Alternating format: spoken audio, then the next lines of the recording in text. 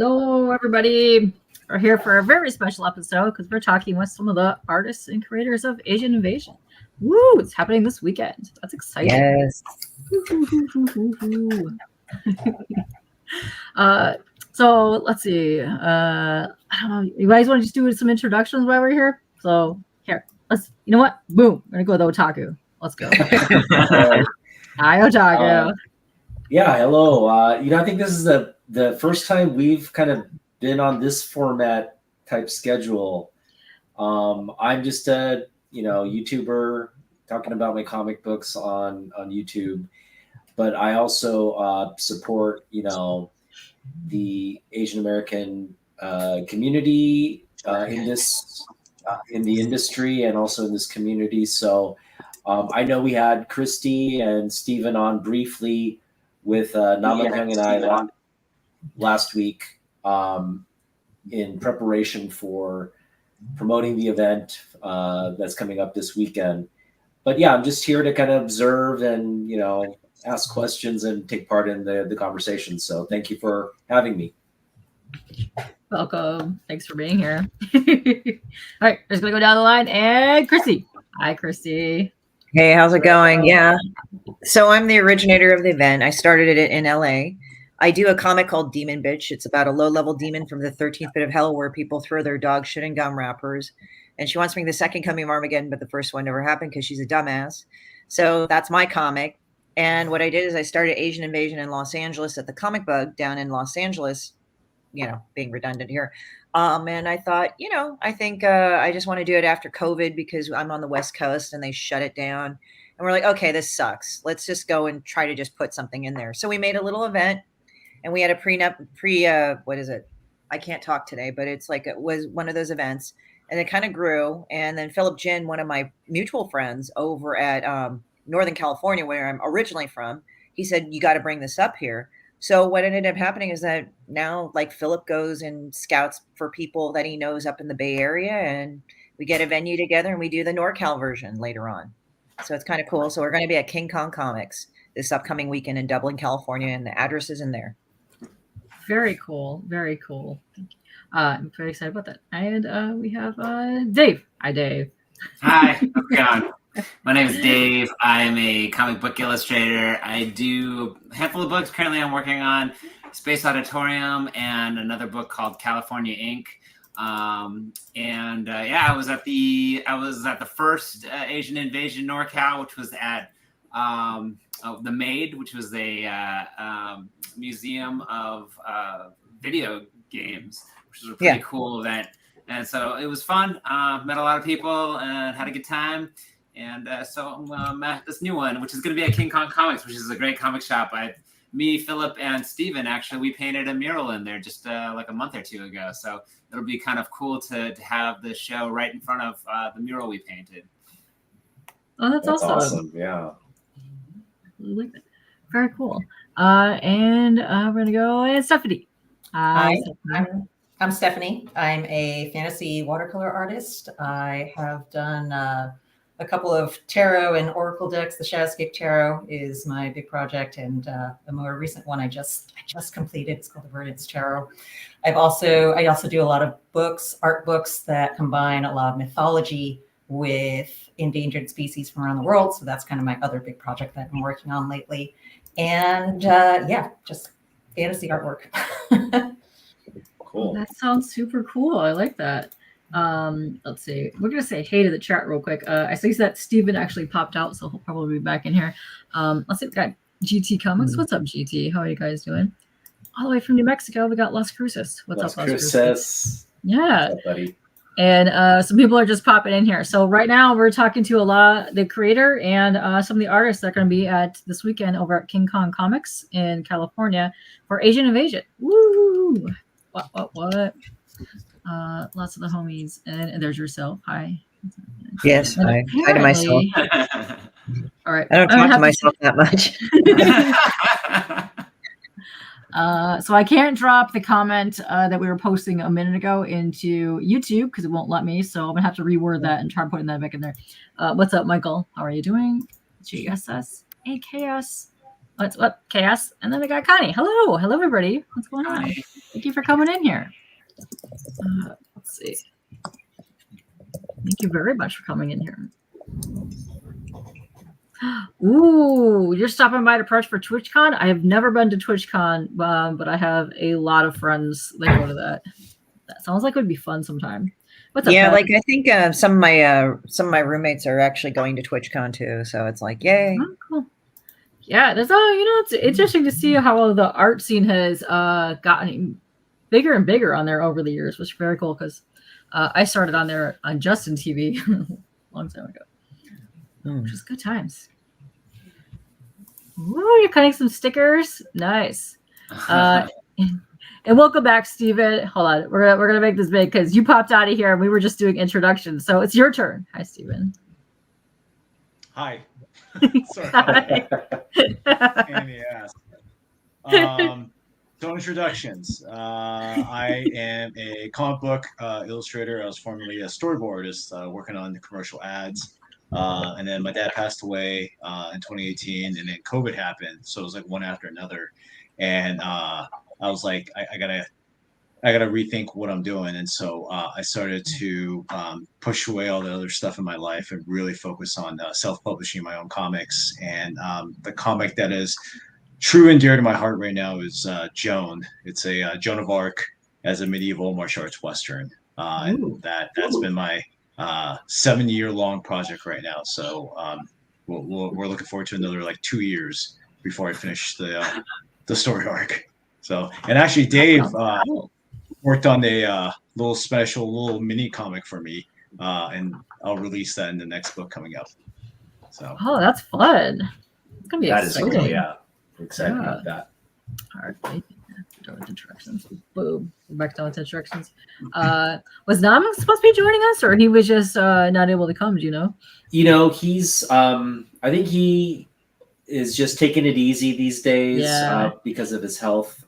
So if he hops on, he hops on. But I don't think he was planning to hop on tonight. Yeah, probably not. Yeah, we'll give him a break. He still needs to recover. We need our wormy for many more. Sometimes the anger is not enough to power you.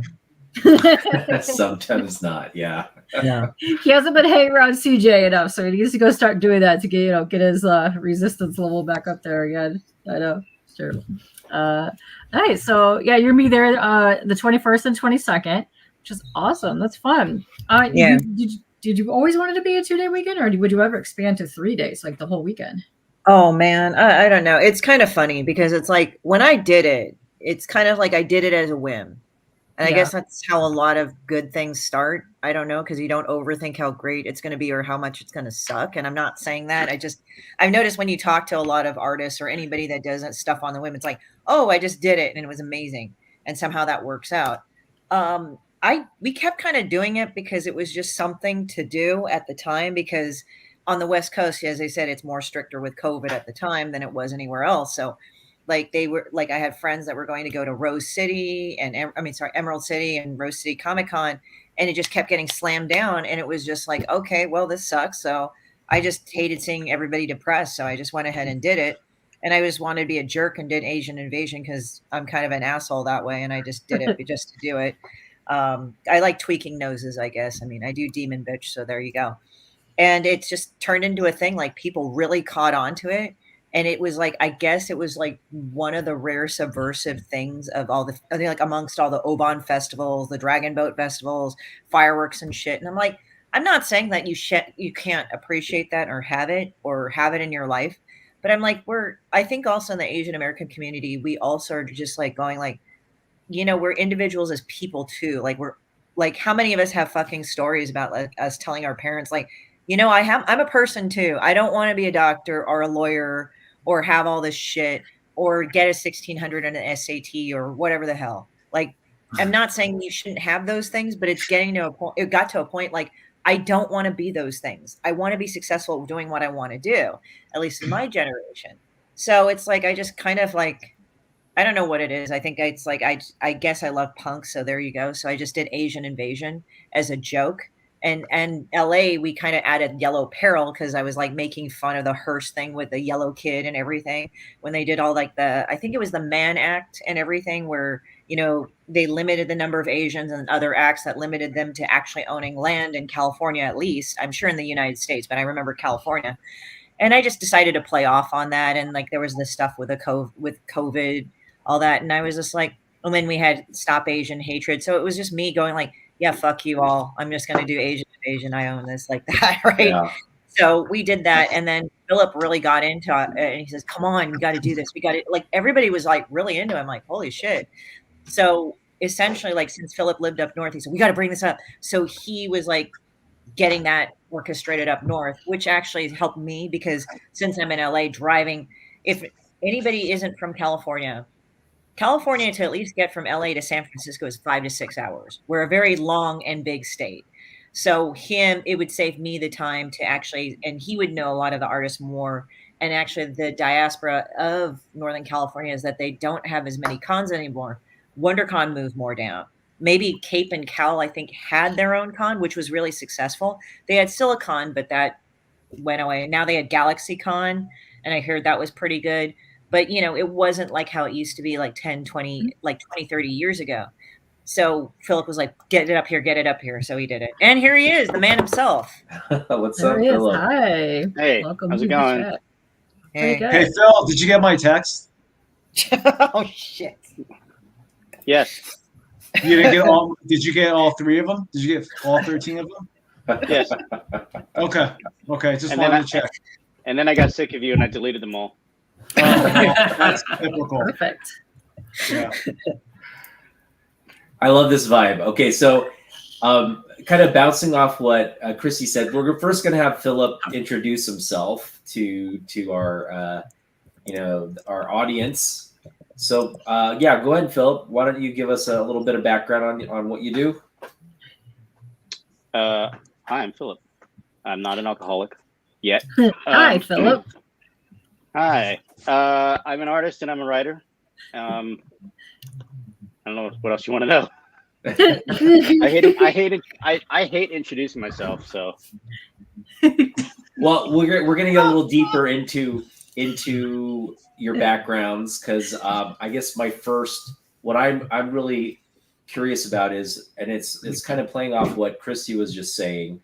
We're such a diverse community. This being lumped together as Asian Americans, it's a quite a diverse group in terms of where people come from, their immigration histories, the various languages within our community.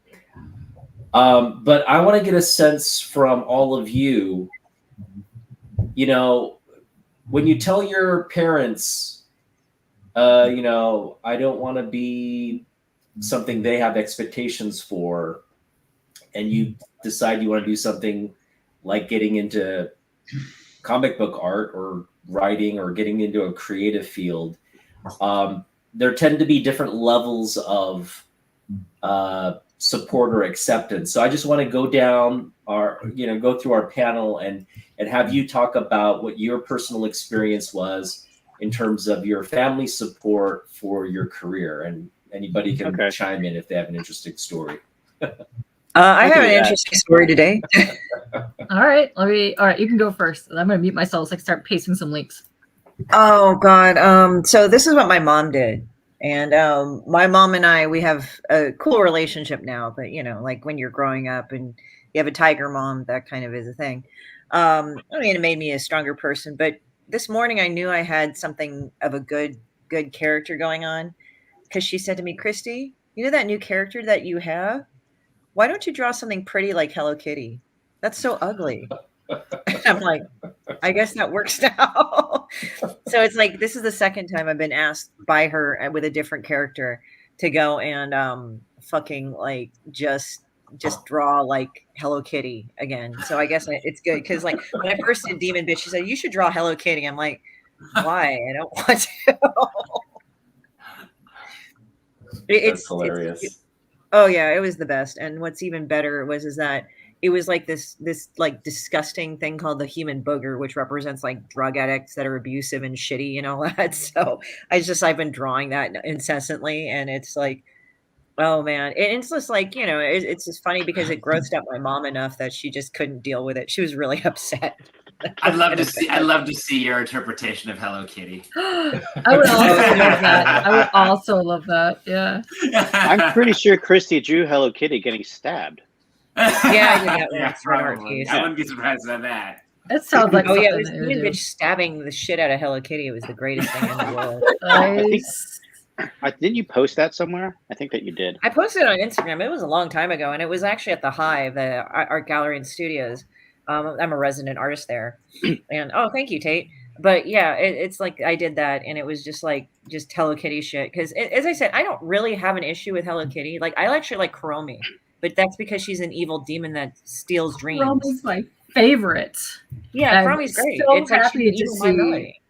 Yeah, and I'm so happy to see that they're actually bringing more of the other characters out now. They're getting more popular. So it was like for decades, you couldn't even find merch of the other ones. I actually went to like the Sanrio store. And even then, it was like random weird stuff. But Like some of them, they retired. They put them on an island somewhere. I And then there's know, the it's so weird sad. part of Sanrio. Yeah, it's called San X. So like they had like the weird fucking sushi cats and stuff. I forgot what they were called, but yeah. Oh, that's sad. Yeah, I mean, my mom, it happened this morning. She says, that new character. Oh, if you know that new character, like it's like that new character. It's like so ugly. Why can't you draw anything cute like Hello Kitty? You would make a lot of money. I'm like, Yeah. no. What was she always supportive from the get go though? When you were kind of starting out, was she supportive of your career path, or did it take some time? Well, it's like this. I probably like grew up not doing anything of what people wanted me to do. And it was funny because I think my mom and my dad thought my artwork was really great, but I should be the straight A student, which I should have gone and like done. And I wasn't a crappy student. I mean, I actually had priorities and stuff. I did study and all that, but they wanted me to like do doctor or lawyer, all that other stuff. And the problem is that when my mom took me when I was little to Stanford, I think she kind of fucked up there because then I saw, and she encouraged me reading. I was like that fucking Pizza Hut kid, where they would give you the deep dish pizza personal if you read a lot. So Yeah. goddamn, I ate a lot of pizza. But she basically would take me there. And she basically said, "Oh, look, Christy, it's Stanford. Don't you want to go here?" Like kind of putting into my young brain, this is where I should be. And I'm like, okay. And I said, "Oh, Mom, there's the books. Can I look at the books?" Right? She said, "Oh, okay." And I went straight to the underground comics. That was probably where she fucked up because that's when I got into Matt Groening, like Life in Hell. And if you guys aren't familiar with Life in Hell, he also did The Simpsons. Yeah, So that was pre-Simpsons, and I would read I read the shit that's out of a hilarious book. Yeah, by the way, yeah. It's hilarious. Oh yeah. I read so much underground comics. I think it warped my fucking brain. So I don't think I ever wanted to do anything practical from then on. Like I tried to, it just never worked out. So I'm like, okay, I guess underground comics it is. So I just draw and write Demon Bitch, and it's awful. It's fantastic. What are you talking about? It's glorious. Oh, yeah. Look, those posts make my day. Seriously, I find them adorable. Sometimes I'm like Johnny Ryan. He does Prison Pit, and he's published with Fantagraphics, and he writes and draws the worst shit sometimes ever. And I mean that as a compliment because it's fucked up. But like there are times I draw a comic and I'm like, wow, I don't know if I should do this. And then I put it out there and it turns out I should have anyway, like he would say. But anyway, so I mean, that's just what I did. And it's kind of like they were okay with it, but I think they wanted me to like go to something like Juilliard or like Art Center or something really famous, become a really famous artist that way. Like they had a certain plan to do it, but they're math and science people and finance people. So, that's kind of a different thing. Right. And I'm not saying you can't be an artist and do those things, but I really advocate like in art schools, they should teach you business and contract law. That's very important now since artists can kind of do their own thing. And a lot of them are. But I got to a point where I was like, they kind of thought it had to be a certain way for it to be successful. And that's not how it was. I mean, as anybody would tell you, we're all seasoned artists here. There's more than one way to quote unquote skin a cat.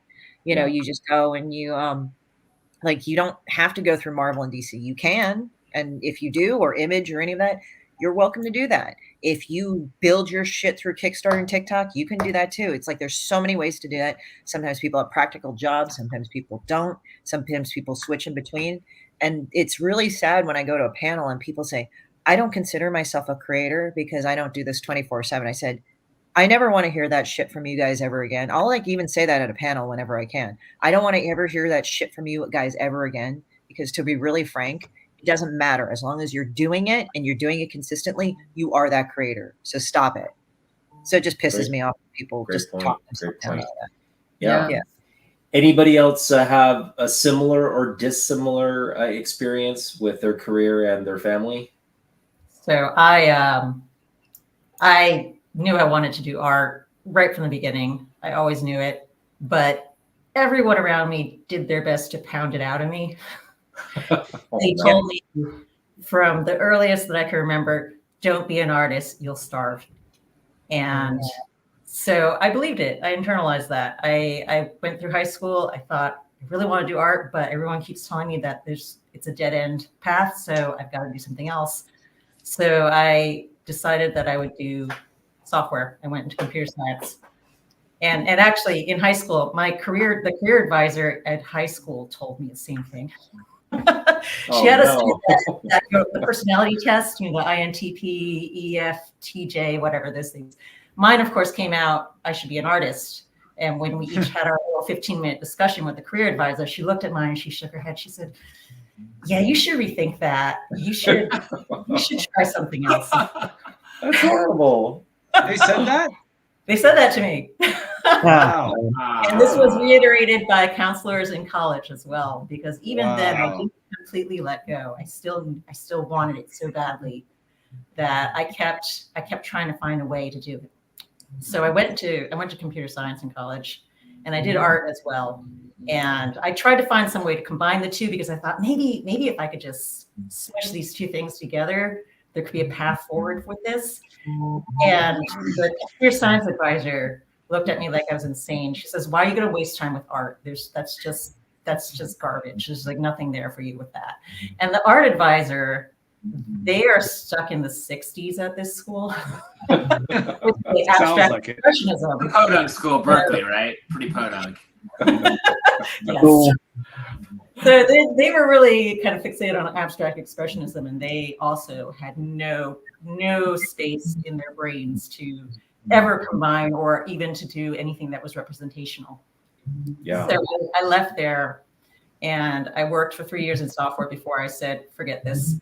I just got to go for the art. And it turned out the software actually was a great background for that, because it gave me a leg up in setting up my online store, setting up a way to get my art in front of people, and to start building business. And especially we're talking about the early 2000s, late 90s. So there wasn't anything like eBay or Etsy or any of these tools that artists can use now to create their own websites and their storefronts. And so being able to code that stuff from scratch myself turned out to be the best blessing. Yeah. And it gave me a space on the internet and a voice when most artists barely knew what the internet was. Okay, so this is a while back. I mean, it was a while back. Yeah. So I was meeting with some success with that, and so I finally one day decided, okay, I'm going to do it. I'm going to quit. I'm going to quit the job. I'm going to tell my parents. They were not happy, to put it lightly. Oh no. Yeah, I think I have an idea how that went. They were a step away. They didn't actually go that far, but they were practically going to disown me for this. They were not pleased with me dropping software. They said, why are you burning your bridges? Why are you doing this stupid thing? And I said, I'm not burning bridges. I've been kind of carefully planning this, and I have an idea of what I'm doing, and I could even go back. So I went with it, and I have never looked back. Wonderful. When I left the software job, I actually told them that I was going to take an extended leave of absence, and they believed me on that. Are you still on an extended leave of absence? Yeah. 20 years later, I'm on the leave still. So when are you coming back to work? Yeah, probably another year. Can I get that pension now? Is that company still around? They have been absorbed many times over by larger companies over the years. Okay. And it actually turned out to be a great move in many ways, because I left that company in the year 2000. And I don't know if you remember, but the .com bust happened in 2001. So shortly after that, basically everyone I knew was unemployed except for me. Ooh, Oh, ouch. Smart. Oh, yeah. In hindsight, yeah, that was a very smart move. Yeah. You probably want to talk to Dave next, because he's the Dave. Oh, Dave, we all put right, you on the Dave's got- spot. There you go. No, I actually didn't have any problems at all because Steph paved the way. They're like, oh, wow, you can make money with art. Dave, why didn't you do that a long time ago? I love when parents do that too. Like they say, you say, "Hey, I want to do this thing." No, that's stupid. Why are you doing that? And then later on, like their families, friends, whatever, did the same exact thing, and they said, "Well, how come you're not being like that?" And you're like, Well, honestly, That's David so thought true. that they were going to blow up again at him, and we had some strategic, tactical talks ahead of his announcement to talk over how he was going to break it to him. My coming out that I was going to be an artist. How long And then have you known? I can Well, I was at imagine a that. party, and then there was a Yeah. friend, and he said, "Do you want to hold this paintbrush?" I was like, "Oh my god!" And your parents were like, "How could you?" And then how pissed off was Stephanie when you didn't get the same kind of flack that she did? That's Yeah, a good question. She definitely. I remember when she told them, and it was they were really upset about it. Like, but Steph already had figured out in her head from day one, so she made it really something that was a lot easier for me to tell them. But I did what everyone told me, and I went into I had a business job for a while. Actually, I remember it's funny in college. It's funny. Steph's advisor told her not to. I remember telling my advisor that I wanted to draw comics, but I was afraid it wouldn't make very much money, and so that's why I was probably going to go into business instead. And they were like, "You should do comics. Business will be here when try comics. It'll be here if you decide you don't want to." But I didn't listen to her. I was just like went into the business world for a while, and that it's interesting because it was different in the sense that like I instead of doing what I felt I really wanted to do, I just kind of went with what everyone else was saying was the safer way, and it's. In my head, I always thought like, oh, you can either do what you love and not make very much money, or do a job that you don't like and make a ton of money. And it was kind of like, it was always just kind of in between. I was like, I didn't hate it, but I didn't love it, and I didn't make that much money either. So I was like, what am I doing here? And yeah, Steph actually, was big, and she's always kind of encouraged me to do art. And I think I was real nervous about it for a while, just like her, in my head, I it just seemed like something that you can't really make a ton of money on, even though here she is doing it. But me and her have a really different aesthetic, I think. And so, like, even though she had this business model that worked really well for her, I couldn't see it working for me. And it's funny, Christie, you're talking about how your mom was asking you to do something more cute. My mom would always say, like, Dave, why don't you do something like nicer looking, like what your sister does? Her like, why are you making these ugly characters and these strange faces? Well, the thing is that like I think with Dave, with you and your sister, it's like it's interesting because like coming from being an Asian woman, and I'm not trashing anybody that draws beautiful things. I mean, if you want to draw and that's a thing that you do, that's a thing that you do. I don't know why, but like whenever I drew pretty shit, nobody cared. So they say, "Oh, that's nice." It's like, but nothing would come of it. But when I started drawing, like I didn't give a shit about anything. It was like, "Oh, what's this?" And then they discovered the pretty shit. It's like, "Wow, you can actually draw." I said, "Yeah, motherfucker, I've been doing it for X amount of years." But it's just funny because it's like, I guess like on a certain level, like with a lot of Asian girls, it's like, at least with, and I'm not trying to be like, if you draw pretty things, I'm not saying that. It's just like, I think there's this pressure, at least from me, like when I got it, it was like, oh, you draw, you're an artist, so you're supposed to draw this type of thing. And I'm like, I don't really do that. Come on, guys. Like, I'm not saying you shouldn't draw well or you shouldn't, but it's just like, it got kind of like, it was sort of like when I was coming up, they were like, okay, you draw like fairies and shit and like Hello Kitty type stuff and really cute, adorable things. And I'm like, I don't really like doing those things. Can I not do them? You know? But it's interesting because I got that other level because I kind of refused to draw pretty stuff after a while because I got annoyed because it was like I couldn't enjoy it. That's the thing. I didn't have fun with it. And again, it's not knocking anybody that does do that. And it's just I got this other level pressure. So I don't know if it was just me, you know.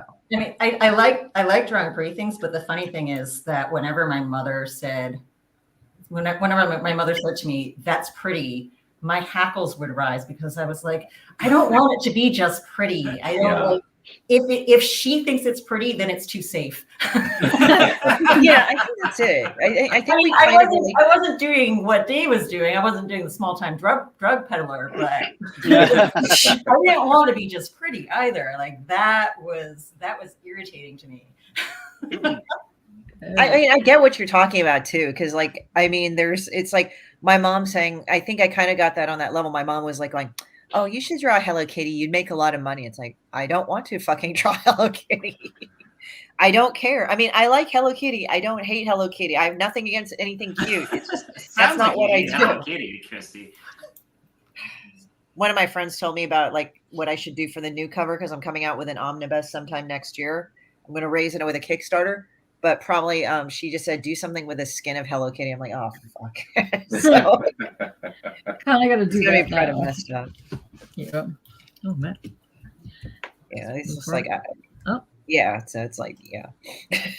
All right. Well, Stephen, Philip, any either of you want to chime in on that? I guess the coming out story. Yeah, I mean, You want to come out first, Stephen? yeah, I'll come out first. all right. I'll come out first. So Phil and I are engaged. No, anyway. No, but actually pretty similar to you guys. I mean, my dad, Taiwanese dad, was like very old school, and I grew up with a long line of entrepreneurs. You know, they were always starting their own business and stuff, and my dad was always trying to usher me into it. And in college, I did graphic design for like two or three semesters, and I remember one day we had the talk, and he goes, "What are you studying now?" And I was like, "Graphic design." And then he was like, he goes, "Well, you can't do anything with that." And I was like, "Oh." And there was always this like, you should be doing something else. And so I don't know what happened, but I went to economics for like 4 years. And then like when I came out of school with that degree, like to this day, it feels like a giant like blur. I was like, how did I do that? And then it was painful because I remember the business building closed down. It was renovating. So the business department was in the art building. So while I'm sitting here learning supply and demand, right across from me was like this drawing class that I took like the first semester, and it would switch out. It was like, you know, the drawing class was in there, then it was the sculpting class, then it was the painting class, and I'm literally just sitting there like, you know, like this is like painful. And you know, I was thinking recently, why is it? Because my wife says I have this problem with listening to her, and I was like, and then she added on that you have a problem listening to anybody, period. And I was like, I think what it is I spent 40 something years of my life listening to my father, and I love my father, and you know, rest in peace. But one of the problems is that he was an artist. I found out at a very earlier time in his life. And he told me that, and I'll never forget the story. He was like 9 years old and he painted this horse, and he was really happy about it. And he came home and his mom said, "So what?" And my great grandmother, his grandma, loved that painting so much. She went around the neighborhood in Taiwan, like praising his work. And it was from that day on at 9, my dad goes, "I'll never do art again, no matter who praises me or whatever." And I remember hearing that story, and I go, I don't ever want that, because someone told me something, and I shouldn't do that. And that's why I have this like weird, like anytime someone tells me to not do something, I go ahead and I actually go and do it. And it doesn't always play out in the right ways, but artistically though, that's kind of just like where I like came from, was just like having been told what to do. And the majority of my career is absolutely strange. I mean, I graduated in economics, went into business as well. I was just doing everything possible to not be an artist when I would come home at the end of the day, I would just draw in paint. And it was just at some point, you're like, if you're doing this all the time, you just can't run away from it. And it was, I think, when my dad passed away, I remember the last day I talked to him, he said, he goes, and I remember he was really weak on the phone, and big regrets. I didn't talk to him in person, but I remember he told me, he said, hey, you got to take care of yourself. And it was a ... And he said, just be as creative as you can. And I remember that last phone call. I was like, all right, well, fuck it. Fuck everyone, fuck everything. I'm going after it. And problem is, then I went to storyboarding, and that's not really what I wanted to do. But luckily, because of that little experience, like not doing what I really want to do, it like pushed me to go towards making comics. So yeah, that's my little story. Great. That's awesome. Thank you for sharing. Yeah. All right. Let's see. You ready? It's my turn. It's your turn. My experience growing up with art isn't quite as harrowing because other than wanting to be a spy, a policeman, a secret agent, which I guess is also a spy, I also wanted to be a composer genius like Mozart, and I wanted to be a comic strip artist like Charles Schulz, because I fell in love with comic strips. And so I grew up thinking I was going to be a comic strip artist, and my mom knew somebody that drew comic strips for, one of those local small-time newspapers, I think it was, and she said that she could help me. And this woman told my mom, if he draws 100 comic strips, then I'll look at them and help him. So I spent like the next however many months trying to draw 100 comic strips in my sketchbook, obviously not to scale, but that's what I wanted to do until I discovered comic books and thought that I would draw comic books. I wanted to be the youngest comic book creator ever to get a job at Marvel or DC because I had not heard of Jim Shooter at the time. And in high school, it was all nice. You think you're going to draw comic books, but then you start getting closer to college apps. And so my parents were kind of in between. I didn't have a tiger mom, and I didn't have a dad who was against it. They were actually pretty supportive of my creative endeavors, and they encouraged me to do it. But they both came at it from a fairly pragmatic point of view, which in and of itself could be kind of an obstacle, because when you want to do something as excuse me, when you want to do something as creative, like really creative as a lifestyle and for a living, it's extremely competitive.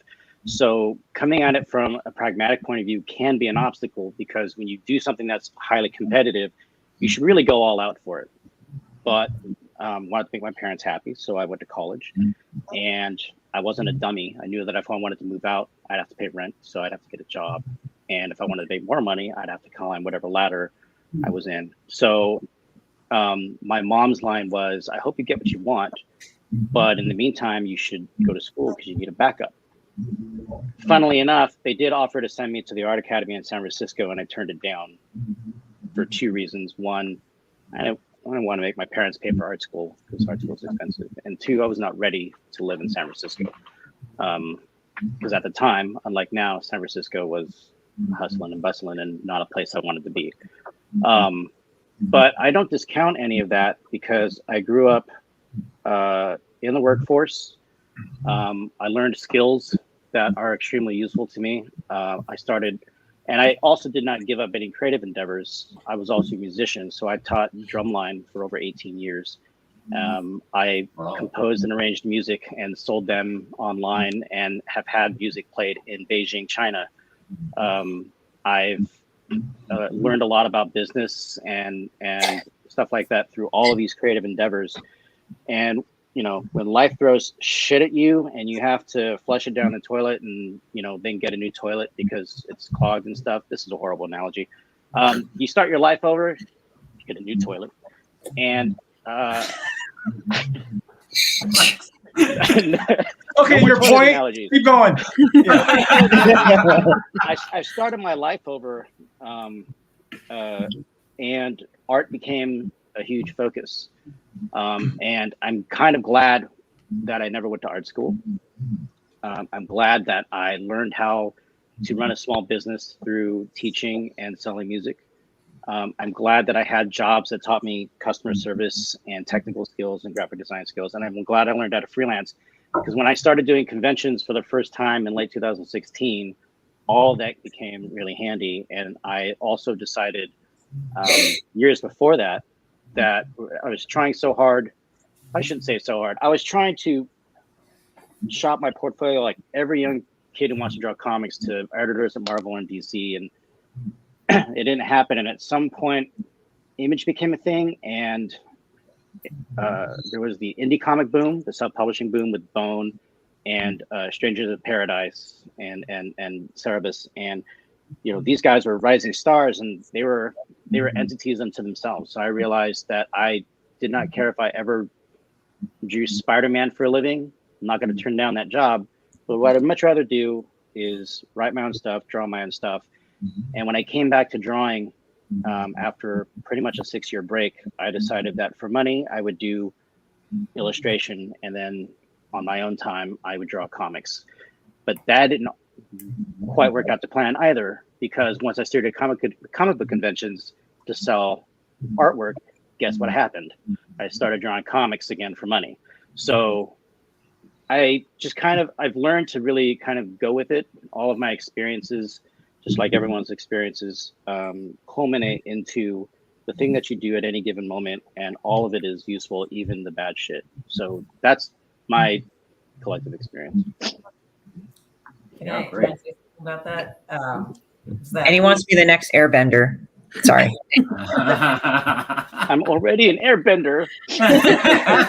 You need to show why. You need to commit and have a head tattoo. Anyway, sorry. Everyone has that. I was gonna say that I feel like as artists, like one of the awesome parts about it is that we can be inspired by everything around us, and so all these other experiences just add to that spark that we already like. That need, that desire to make art is already there, and everything else just kind of enriches it and adds to that experience. Absolutely, yeah. I think. Oh, sorry. Yeah, go ahead. No, I was like thinking it's funny because I think you should kind of fall into what you naturally do as an artist too.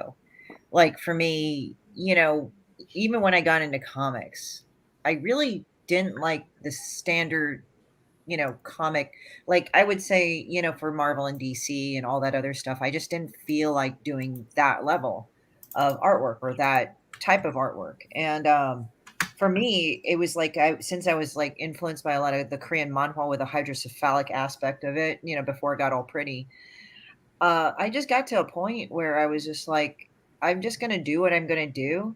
And I had this thing where everybody was telling me, don't do it, like draw nice things. Why are you should let go of your anger and all this other shit. And for some reason, now it's like the biggest things that I would get criticized for are like the biggest strengths that I have on my comic. It's like, that's what makes it stick out. And it makes people really resonate with it. And I don't know why. I guess like if somebody tells me no, I'm like, yeah, well, fuck you. I'm going to do it anyway. And somehow that works. I guess it's like the road less traveled and less competition and all this other stuff. So maybe I'm a trailblazer. I have no idea. I think it works because you resonate with it. And that's the thing that I've learned over the years is that if you try to please people, if you try to do what you think people want to see, it's going to be mediocre, because that's not what is singing inside of us, right? That's not for you. You don't want to do pretty. For me, I do want to do pretty, but it's a thing that I resonate with and that you resonate with. And if you connect with it yourself, then someone out there is going to connect with what they see that comes out on your paper. And you can't get that if you're faking it. You can't get that connection if you try to push something that isn't your voice, if you try to push into a space that is not you, but that makes money.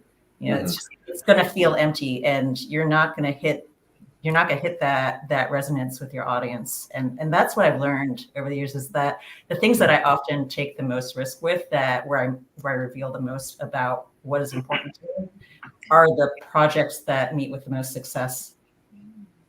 Yeah. I think also it's weird because it's like, so there's like, obviously, so my ethnicity is Korean.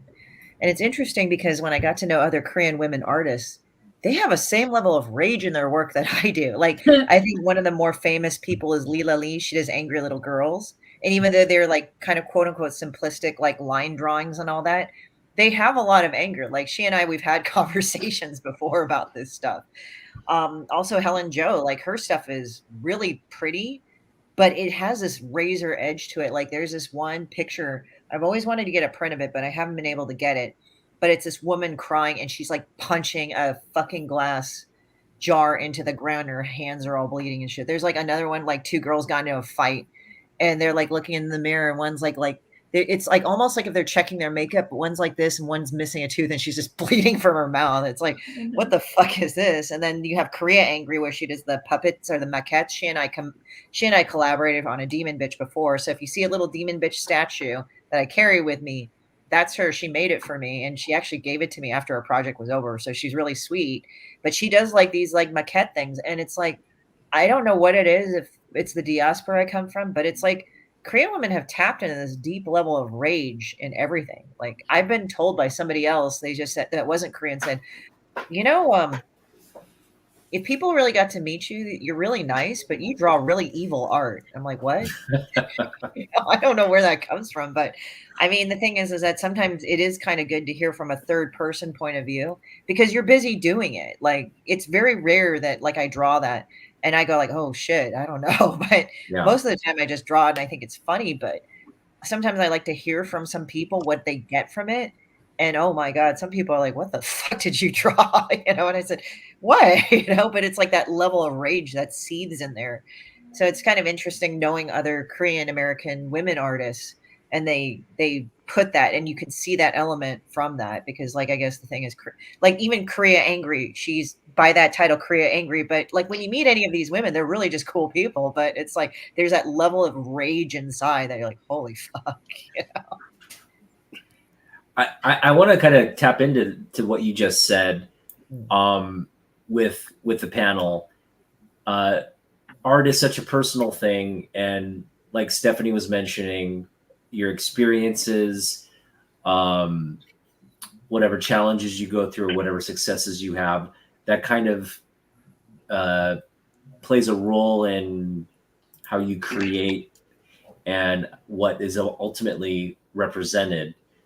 How much of your Asian identity do you think is obviously it's you're, as an Asian American, it's there, but you know, do you make a connection that this is what separates me from maybe, you know, the other mainstream or American artists? Like this is what makes my work kind of unique. And if there's something uniquely Asian about it, what would that be? What would that quality be? I know Christie, you mentioned the rage, but is there anything else? Well, I think it's just like, for me, it's me being my own person. Like, I mean, we all as Asian Americans on this panel can like be expected by our parents to fit in a certain mold and box. We've all admitted to that. We've all like, you know, fit into it. We've all been kind of been forced into it more or less on some level. And I think it's just that here we are, we're going like, okay, we're Asian Americans, that's fine. And we're different ethnicities and they have their differences. And I'm just going to speak from mine because that's what I know. So it's like, oh yeah, I'm Korean American, but I don't want to be like all the other Korean American kids. I mean, they're nice enough and all that, but it's like, this is not what I want to do. I don't relate to them on that level. I want to do my own thing. So I definitely just do my own thing. And it's interesting because how we're programmed to be part of the crowd is so ingrained. And I'm not trying to say if you're part of society, you're horrible. You know, you want to be a part of something. I think all of us do. and me included, like you want to go and have your companionship, you want to have your friends, it's not like, I don't think anybody is ever, I've been told nobody's ever an island. We're more like a reef system. We have different ecosystems, but it's just like with me, at least for me, it's like what I wanted to really do.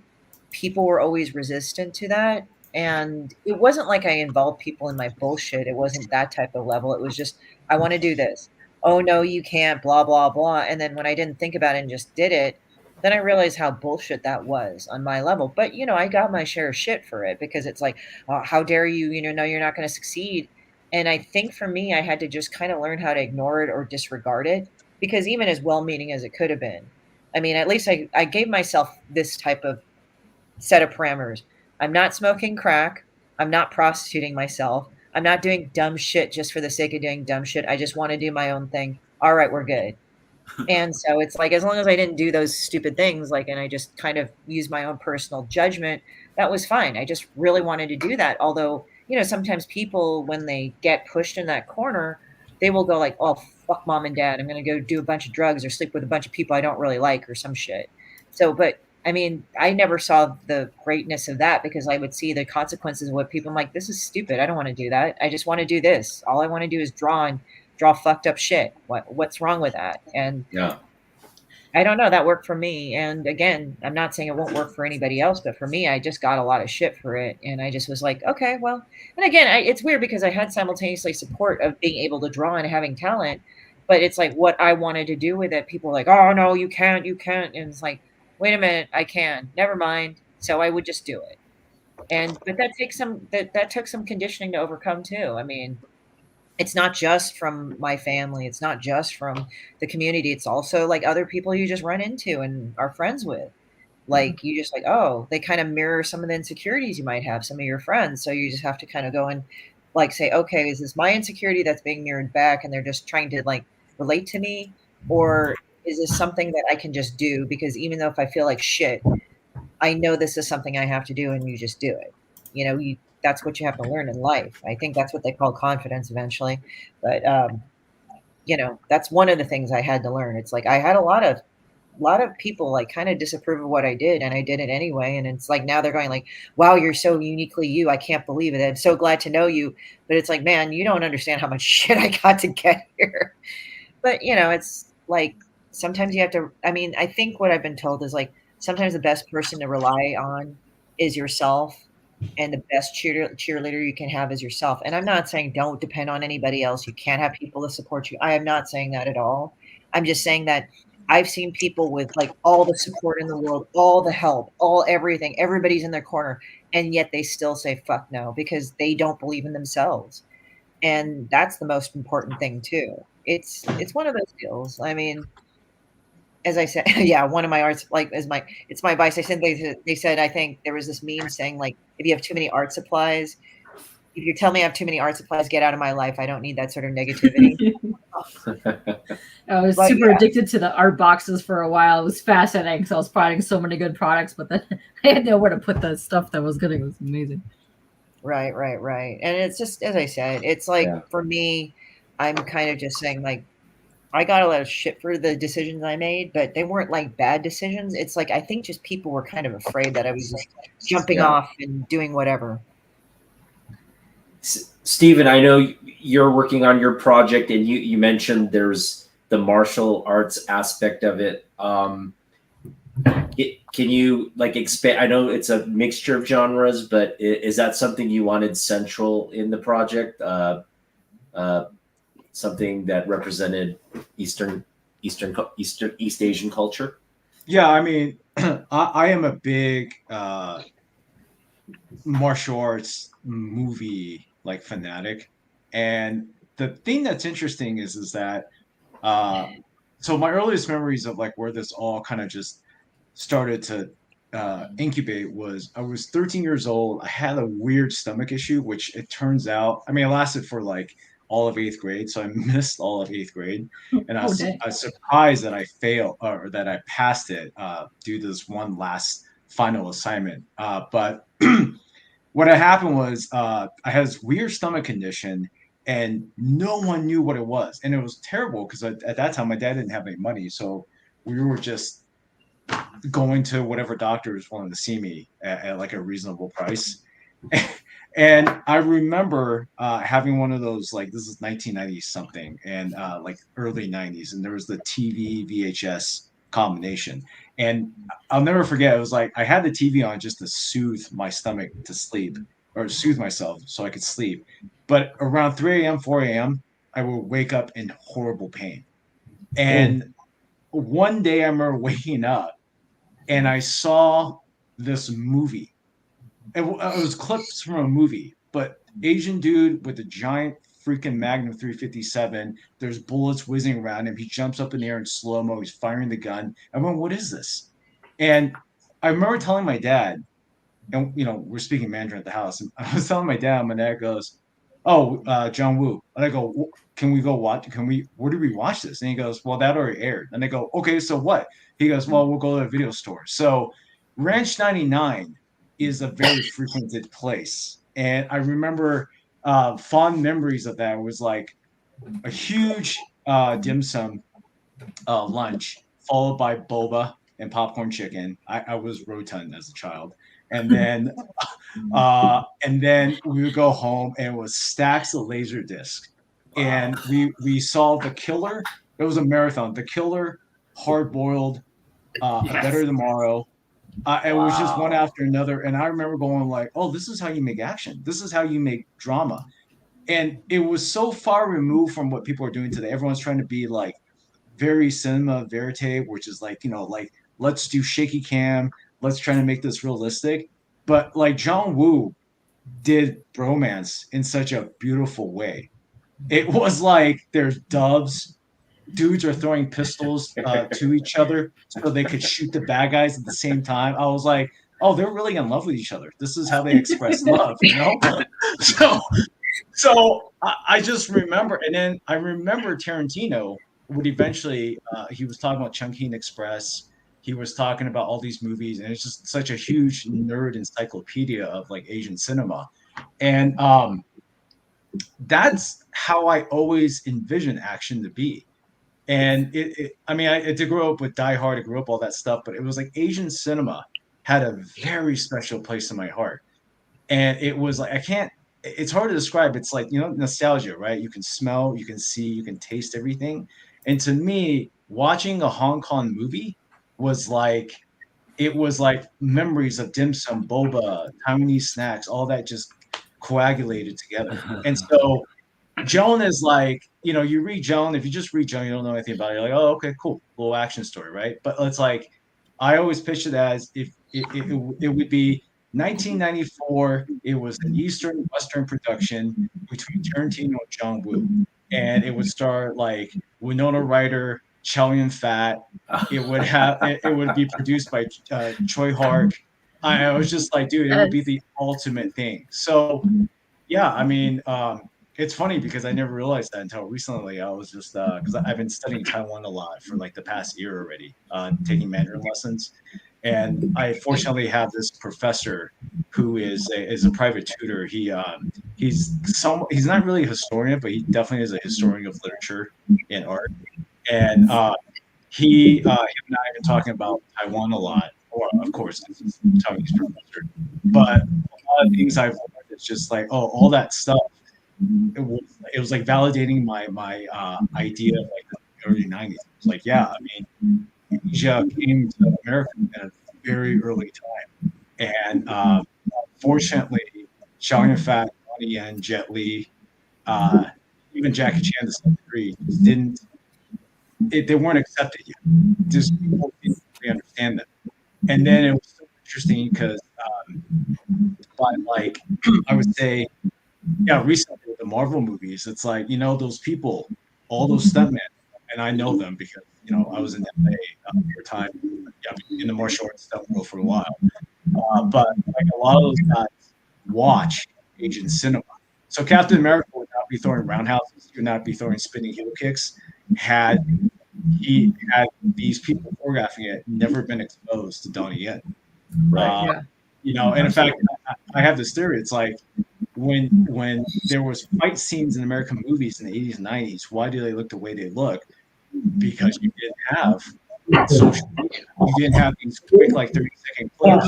I'm gonna call them. Of like Line of Duty. You didn't have like, Yes Madam. Like no one had access to that. But now it's like I'm scrolling through Instagram and here's a 30-second clip of like, Rumble in the Bronx. Here's a 30-second clip from Drunken Master 2. It's like nowadays, like, I meet like young people. They're like, there's like people in India right now, these like young kids, they're doing all the moves from like Drunken Master 2.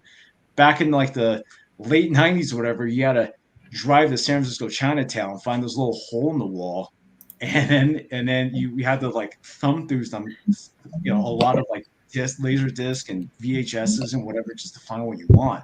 Yeah. But nowadays, you can go online, you go on Amazon, even Hiya, that channel, it's all there. So it all, So I mean, I know martial arts is a big part of it, and everyone, all the American movies are like MMA. But for me, man, it's the wushu. I mean, right there, that's my Jackie Chan homage, and right below that is the Beijing opera mask, which that's where he came from. Sweet. Yeah, love it. Yeah, it's interesting. Like they're celebrating the 25th anniversary of The Matrix, and what's interesting is that movie. It was so innovative and all this, but it was so like, I mean, it basically absorbed all the influence from Asian cinema, right? So to your point, a lot of the American pop culture has been directly influenced by these cinematic greats that you mentioned. So that's just that's awesome. I really appreciate that. Thank you. I had a huge debate because there was one of my friends is very, very Jean-Claude Van Damme. He's very like, the Bolo Young, all that kind of stuff. And he said, well, that's real fighting. And I was like, I had to do that thing where I was like, okay, here we go. Hold my glasses, And I just remember I was like, look, when you're 4 years old, okay, or let's 6 years old, right? You're watching Jackie dangling from a clock, and he falls right through all these like little, awnings, right? Lands on his neck, okay? And then next up, he's going jab cross, throwing a giant spinning kick. The guy gets hit and spins like this and lands on his back on the ground, right? Okay. You go from that, then you watch this Jean-Claude Van Damme movie where he punches the person and the guy reacts for like 3 seconds, like a 3-second count. And then Van Damme winds up and then does his helicopter kick and the guy goes, and it cuts like, there's like 4 of the same take of his like helicopter kick. Which one's real? Sorry. Yeah, exactly. It's what I think my dad and your dad that I could relate to, Stephen, is that our dads didn't seem to have much regard for like ratings, like PG-13 and shit. Because my dad would just rent the RoboCop. He would rent RoboCop and Total Recall and Predator, and we'd just watch this when we were like fucking under 10. My sister and I would just like watch it. Right. And he would just put it on and we just watch it like, oh, okay, this is cool. Yeah, I remember we rented Go-Go 13, the professional Go-Go 13. Yes. Oh shit. The anime or the live action? The anime. I was like, shit. 12 at the time, right? And then he goes, "Oh, there's a lot of sex in this. I better turn it off." I go, well, "You just let me watch RoboCop like 5 minutes." Yeah, like when it involves the sex, I'll say the Asian mother. Wait, when it involves the sex, they just turn it off. They're like, "No, you can't look at that." Yeah. It's like, you just had me like see a guy like get shot up like 50 million times. You just watch me hit like this guy get his head blown off by laser. The scene between 2 cartoon characters is inappropriate compared to Alex Murphy getting his arm blown off and guys laughing at him while they're ripping his body apart. Sorry. Yeah, it's or like in Total Recall, like where he blows a hole in like fucking Sharon Stone's head. Shit, I'm like, okay. Or like, the most famous one in RoboCop, the toxic waste dude. Yeah. That was like the best ever. Like, what the fuck is this? Asian history is full of violence, but all the sexy stuff is shameful. So yeah, that's why we look away. We're told to look away. It's funny hearing you talk about the all those Asian movies, Steven. It's like when I grew up, even the Laserdisc stuff, because it's like my family was the same. We had all these. They were constantly going to like these Asian supermarkets and like Laserdisc places and getting these like movies that none of my white friends, which was like all my friends, because where I grew up there was very few Asian people. Like they never heard of any of these movies. It's refreshing hearing you talk about that, because you realize. Yeah. And I think that's one of the things I love about this group of artists that I've been meeting through this. It's like I realized my background, while it felt like really different from what I saw around me, it's not all that different from you guys. Like all those movies you mentioned, I remember watching those too and loving it and thinking they were awesome, but then also being a little embarrassed because they weren't right. They're different. Like they weren't what everyone else was talking about or watching or thought was cool. Yeah. Yeah. Well, what's interesting is every now and then I will, like, when I'm at a convention and there's people who recognize my prints, they'll like mention these like 90s like or 80s Hong Kong movies like Chinese Ghost Story or The Bride with White Hair, and I'm sitting there going, oh okay.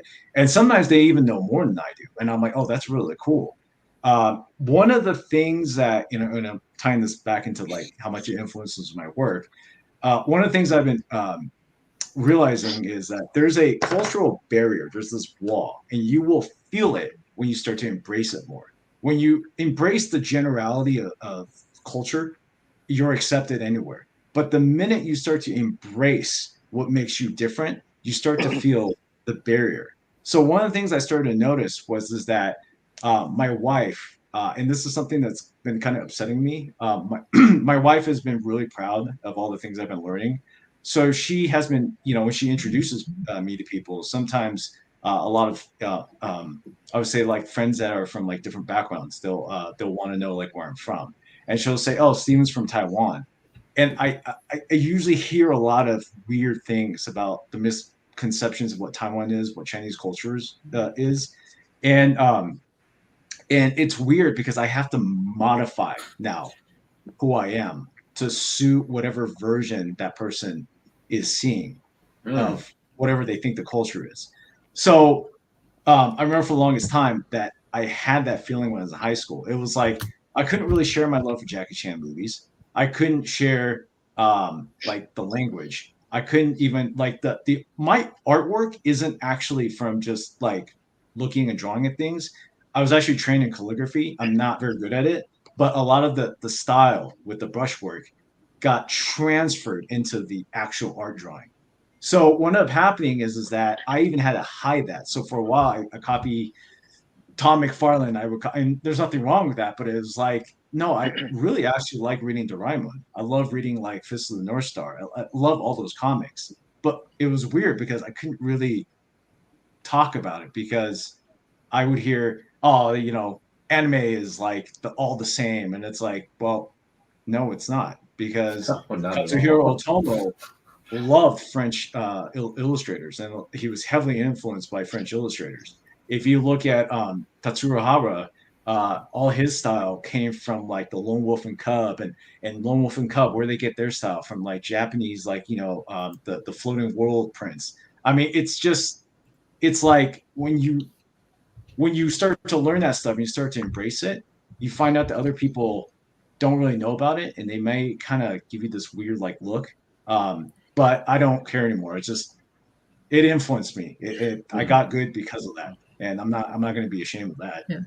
Yeah, awesome. Yeah, that's actually how I grew up. 30 years ago, when I was in high school, we didn't have any Asian kids in my school, but I had an Asian older brother, and I was big into all the 90s action. I was big into Fist of the North Star, anime. I got into that super early, so we didn't really have anybody in school to talk about that stuff. And this was like right around the time when like Dragon Ball and Sailor Moon were just airing, so there's only like maybe one or two people that even knew what it was, because Jap animation back in the day, they didn't even have, it wasn't even called anime. But it was a totally different time. It was a lot of fun, and that's what I grew up on. That's all my stuff. Yeah. Go. Yeah, here. Hold on. Speaking of Fist of the North Star, hang on one second. I picked this up the other day at a con. Oh, let me see this shit. There you go. Yes. Oh, Whoa. Is nice. that Ken? Who's that? It's Ryu. Oh crap! What's his name? Ken? No, the other guy. Ryuga. Is it Ryuga? I forgot. But yeah, I think so. Yeah, I picked him up. Oh, he's so dope. That's cool. Oh yeah. That's why. That's really cool. Fist I love of the that North movie. Star is just fucking great because it's just excessively So good. violent and ridiculous. It's so funny. So good. I love the art Yeah, style too. Just watching it, freaking like I test positive for testosterone like use. It's just like they're so hyper masculine, like just I love it. Listen, Yeah, I even I love love it the too. cheesy '90s live action movie. It was so good. It's so That was stupid, great. but it's Oh, amazing. there's a live It's so action? good. Yeah, there's a live action movie. Gary Yeah. Daniels as Ichiro, yeah. Guyver, Yeah. Guyver was fucking ridiculous too. Oh, Guyver was great. Guyver was Yeah. cool. It's like, Yeah, wow. and then they Yeah. had the guy that played like Solid Snake for the longest time, the voice. He was actually in one of the movies. Yeah. David Hayter. Yeah, he was in one What of the would movies. what would we have done without Blockbuster? Really, like I know. Blockbuster was just like the gateway Blockbuster to. was fantastic. Yeah. Yeah. I mean, remember the OVAs that they used to make? Like Yes. Battle Angel came from that too, you know? Right. Right. I watched Dirty Pair, not I Flash. love Pair, Dirty yeah. Pair. Right, Yes. Streamlined, And I love yeah. that Well, Adam yeah, Warren nice. actually picked up that series for a while. He was doing Dirty right. Pair for a long time. Yeah, he localized it with Torrin Smith. I was like a big follower of that because it was like actually what I could understand because like back in the day I would go to Japantown because I grew up in the Bay Area and we just like get it like bootleg from Laserdisc and we buy the video game. Yeah. And then, like, I mean, the VHS tapes because they would bootleg it directly from the fucking Laserdisc. So we buy it, and then I watch Silent Mebius. You can't even find fucking Silent Mebius. Oh yeah, shit. Yeah, I remember that. Oh yeah. I picked up one of the comics from the same place I got the action figure. So like you know how they have like the '90s stuff, like they had like Sanctuary, they had all this stuff, they had like Wicked City and all those things. I know it's crazy, but yeah, I'm still buying them from the same comic shop from 30 years ago that I was buying all this stuff up when it was coming out. It's amazing. Yeah, I got bored and I like. Oh, go on. Sorry. I was just saying real quick, just kind of like a small trivia is like Taiwan was occupied by Japan for like the longest time, for like 50 years. So one of the things that I remember hearing from people who go to China, they'll say like, oh, well, Taiwan's weird because like they were expecting it to be more Chinese, but it's like it has very Japanese cultural like stuff. And one of the biggest things that got transferred over culturally is the manga and the anime. Mm-hmm. So, Absolutely. So like as a kid, like you can't get away from that. It's just like, it's just there. And like people complain a lot that anime is like in like everything. And I'm like, yeah, well, so what? Yeah. Like who gives a shit? It's awesome. Yeah, it's awesome. So good. Korea, same sort of history, like I mean when you go to Korea, when I was a kid, I'd go in the summers and they'd have all the same cartoons playing in Japan, playing in Korea, but just the Korean dubbed versions of them. Mm-hmm. So you just had this cultural bridge of what was like the some shit that I would go like on summer sometimes when I go to Korea in when I was a kid during summer vacation. It was the American cartoons dubbed in Korean, and it was weird because technically this is not American technically. I mean, if you want to go in there, but oh Jesus, there was, but basically Smurfs in Korean is very fucking weird. Yeah, we talked about this last time. Like the Korean version of the Smurfs. Yeah, like now you can go on YouTube and experience it. So guys, if you can for homework, go on YouTube and like find Smurfs in Korean on YouTube. You will find clips and you're like, what the fuck is this shit? Imagine me growing up on this. That's why I probably turned out to be the well-adjusted person I am today. Yeah. It's odd to hear everyone talk about how all this stuff was different and unique because I when I was growing up, I was exposed to some of it, whatever actually got imported.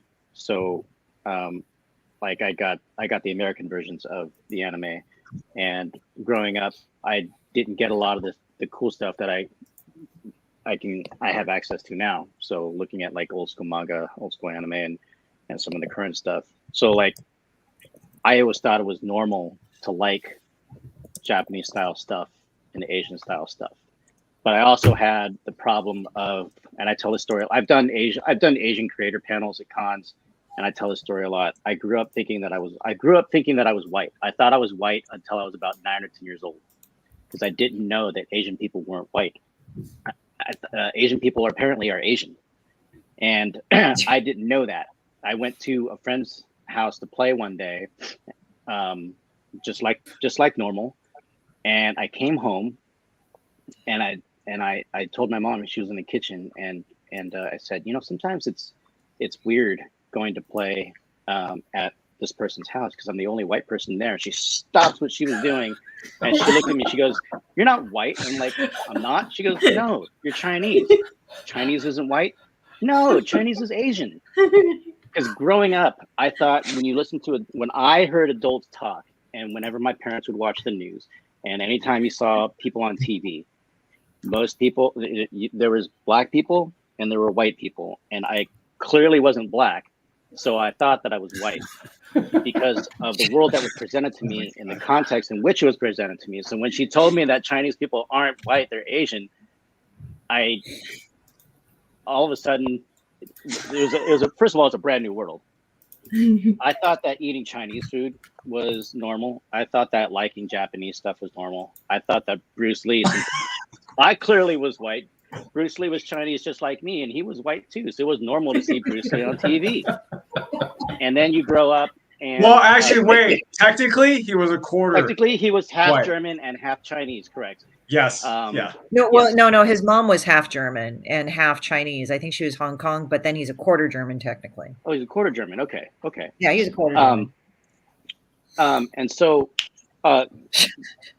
When I reached high school, and this is when high school kids are supposed to be smart, but they still retain that childhood cruelty because kids make fun of other kids. So now you combine the two, and you've got high school kids. And my dad, he was the first one in his family to be born in America. His parents and his two older siblings were born in China. Sorry. Ooh. And so my dad. I'm not sure why. I love him, but I think now that he was in America, he was growing up and he wanted to be American. And so when he had me, he tried speaking to me in Toisanese for a while and then gave up because I wasn't responding. And I found out later that firstborn kids take the longest to learn how to talk because they have no one else around. And so I grew up not knowing the language. So now I'm in high school and I get made fun of for not being Asian enough. And I have an aversion to that to this day. When somebody tells me that I'm not Chinese enough, when it's a joke, I'm like, ha ha. And inside, I'm like, I'm going to punch somebody in the teeth with a proper Wing Chun punch. So a lot of my adult life has been spent trying to become more and more Chinese, trying and failing miserably at learning Mandarin because the resources to learn Toisanese are so few and far between, or I can pay for lessons. The same with Cantonese these days because Mandarin is so prevalent. Looking at Chinese painting techniques. Can I roast you a little bit? You just said, what did you just say about Mandarin? Not having access to Mandarin? No, Toisanese. Oh, but what about Mandarin? How's your Mandarin? How's that going? Oh shit! Here we go. It's coming slowly. I've restarted my studies. Yes, I still suck. Do you call your Taiwanese friend who speaks Mandarin to practice? I can't even order food. Oh, you don't know how to use a phone. I get it. It's okay. Continue your story, buddy. John Woo Fingers. John Woo Finger. Anyway, thanks, Stephen. I feel completely caramelized on the outside and medium rare on the inside. Wow. That's a cooking joke. It's called roasting. So a lot of my adult life has been spent trying to become more and more Chinese. And so I'm going to circle back around too and say how this affects my work is that everything that I do, everything that I've done for at least the past 5 to 10 years, or whenever I started drawing again. So let's say 2016. So for the past 8 years, everything I do has become more and more Chinese, even if you can't see it. whether it's the techniques that I use or the symbolism that I put into my conceptual illustration or the tools that I use. Or if I'm drawing comics or if I'm talking about comics, the storytelling methods are not strictly American. There's a lot of great storytelling in manga that people take the superficial parts of and apply it, and they may or may not understand what it is that they're doing, but it looks cool and they kind of know what it stands for, but do they actually know what's behind it? So even though that's I'm talking about manga, it's Japanese, but I'm trying to become more and more Chinese, more and more Asian overall as I get older and older, because as a kid I didn't know I was Asian. Apparently I was white when I was a kid. See, the thing is that my dad always drilled into me that I was Korean. They made me go to Korean school and all that. So I said, okay, I'm American, but I'm Korean too. That's fine. That's my attitude. It's but to you, that was normal, right? What? It was normal, right? It was normal to be Korean. It was normal to eat these things. It was normal to speak this language. Or at least in my case, it was normal to hear this language. I don't understand what my grandma's saying, but it's normal. I know when she's yelling, and I know when my uncles are mad because when they scream "Hi, Lama," I know exactly they're pissed off at their mom. So all that was normal. I didn't know it was abnormal to be anything else. Yeah. I just was Korean and American. That's a good upbringing. Yeah, good upbringing to be sheltered like that. I mean, there is Charlie Brown, so there you go. You could just wear the yellow shirt. You could be the Asian Charlie Brown. Yeah. I mean, he doesn't constantly agree. You will never see me wearing a yellow shirt ever. Actually, no. Remember the Crazy 88s? One of the guys was wearing a Charlie Brown thing, they were calling him Charlie Brown because he was wearing a kimono or something that was similarly patterned to the Charlie Brown shirt. So you should just cosplay as Charlie Brown. The only time you'll ever see me wear yellow is if I'm cosplaying as Bruce Lee from Game of Death. That's it. Oh. Well, I mean, but you look constantly agreed. You're halfway there. I want to see that. Because hold on. You just said it, and then you're not going to do it? I need to get a wig. That's all. A wig. I mean, you could be curling This weekend, you got some time. And then I can walk around bouncing. Get the nunchucks. Well, I mean, here's also the other thing too. It's I tell him he's got the last Airbender tattoo. I said, go and commit. Do the blue arrow. Just do it. And he won't do it. I said, what do you have? Usually there's a giant AAPI you could go sit on too. So I mean, that would work perfectly. What's funny is anytime there's a cosplayer as Aang in at a convention, and they got the paint on tattoos or they got the cap. They always walk by and I go, "Hey, nice cosplay," and I show my tattoo and I go, "It's real." Yeah, it is real because I did commit at least one arm. Avatar: The Last Airbender is one of the most perfect examples of cultural appropriation done right. So, and actually, because it felt weird to get a tattoo of something I'm a fan of that is extremely Asian fantasy based, but not created by anybody Asian. The martial arts consultant is not Asian, but studied under a Chinese sifu. Most of the voice actors, except for 2 or 3, were not Asian, and yet is extremely respectful, well-researched, and reverent to the sources. Chinese, Japanese, Inuit, Indian, Hindu. So it's weird to have this on my arm, and on the other hand, it's wow. We all do it. We all appropriate, and we all culturally appropriate. It's how you do it, and so it's weird to have this on my arm. And on the other hand, it's a really good example of showing respect to the culture. Yeah. I remember when I said, "Well, why don't you go and cosplay?" Interrupt you guys. I gotta go take care of some cat family duties, but thank you for having me on. And you're welcome. Thank you for being here. I'm really excited about seeing you guys this weekend. Thanks, and I showed the diagram. I showed part of the seating diagram, and I showed it to Katie. I thought it was funny. Yeah. Oh boy. Christy wants us to throw things at each other, Steven. Well, Yeah, look at how well. you guys are yelling at You're each other. easily in reach. That of might each What's other gonna right now. happen? We're gonna throw each other guns. We're gonna Did you throw see each other that guns. meme? Did you see the meme I sent you? West Taiwan? Yeah, and did you see my response? No, I don't care. But anyway, I'll see you guys later. Bye. That will be my weekend. They will I be hate that throwing guy. shit at each other. That sounds amazing. I like that. I really enjoy that. It'd be great. So this is interesting because they're coming out with a whole brand new one, live action. And it looks like it's going to be really good for the new Avatar live action. I'm excited I about thought they already came out with it. The second already season out? or We came the out with 2 already. Is this like a 3rd? I don't know. Because 'Cause they I know had they that had a terrible show. one. There's Yeah. a terrible one, and I thought there was a better one, or did that not come out Yeah, yet? there was. I think I don't- there's a movie, There was a There's a movie that movie, was yeah. shitty. and then there's The a live Netflix action movie. version, which I never finished because it's actually kind of not very good. But when it Uh-oh. Yeah. Oh, so is that the new one figure? The one that just there's came a out? new He's one. talking Yeah, about? there's a Because new it one. didn't come Yeah. out too long ago, I don't think. No, it came out earlier this year. I think there's 8-10 episodes. I stopped right at the beginning of the 4th episode, and I kind of just didn't care anymore.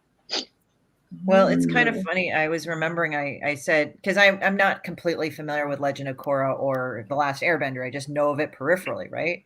So I said, oh, you've got Aang's tattoo, right? Because I thought that's how he pronounced. And then Philip just went, Ong. You mean Ong?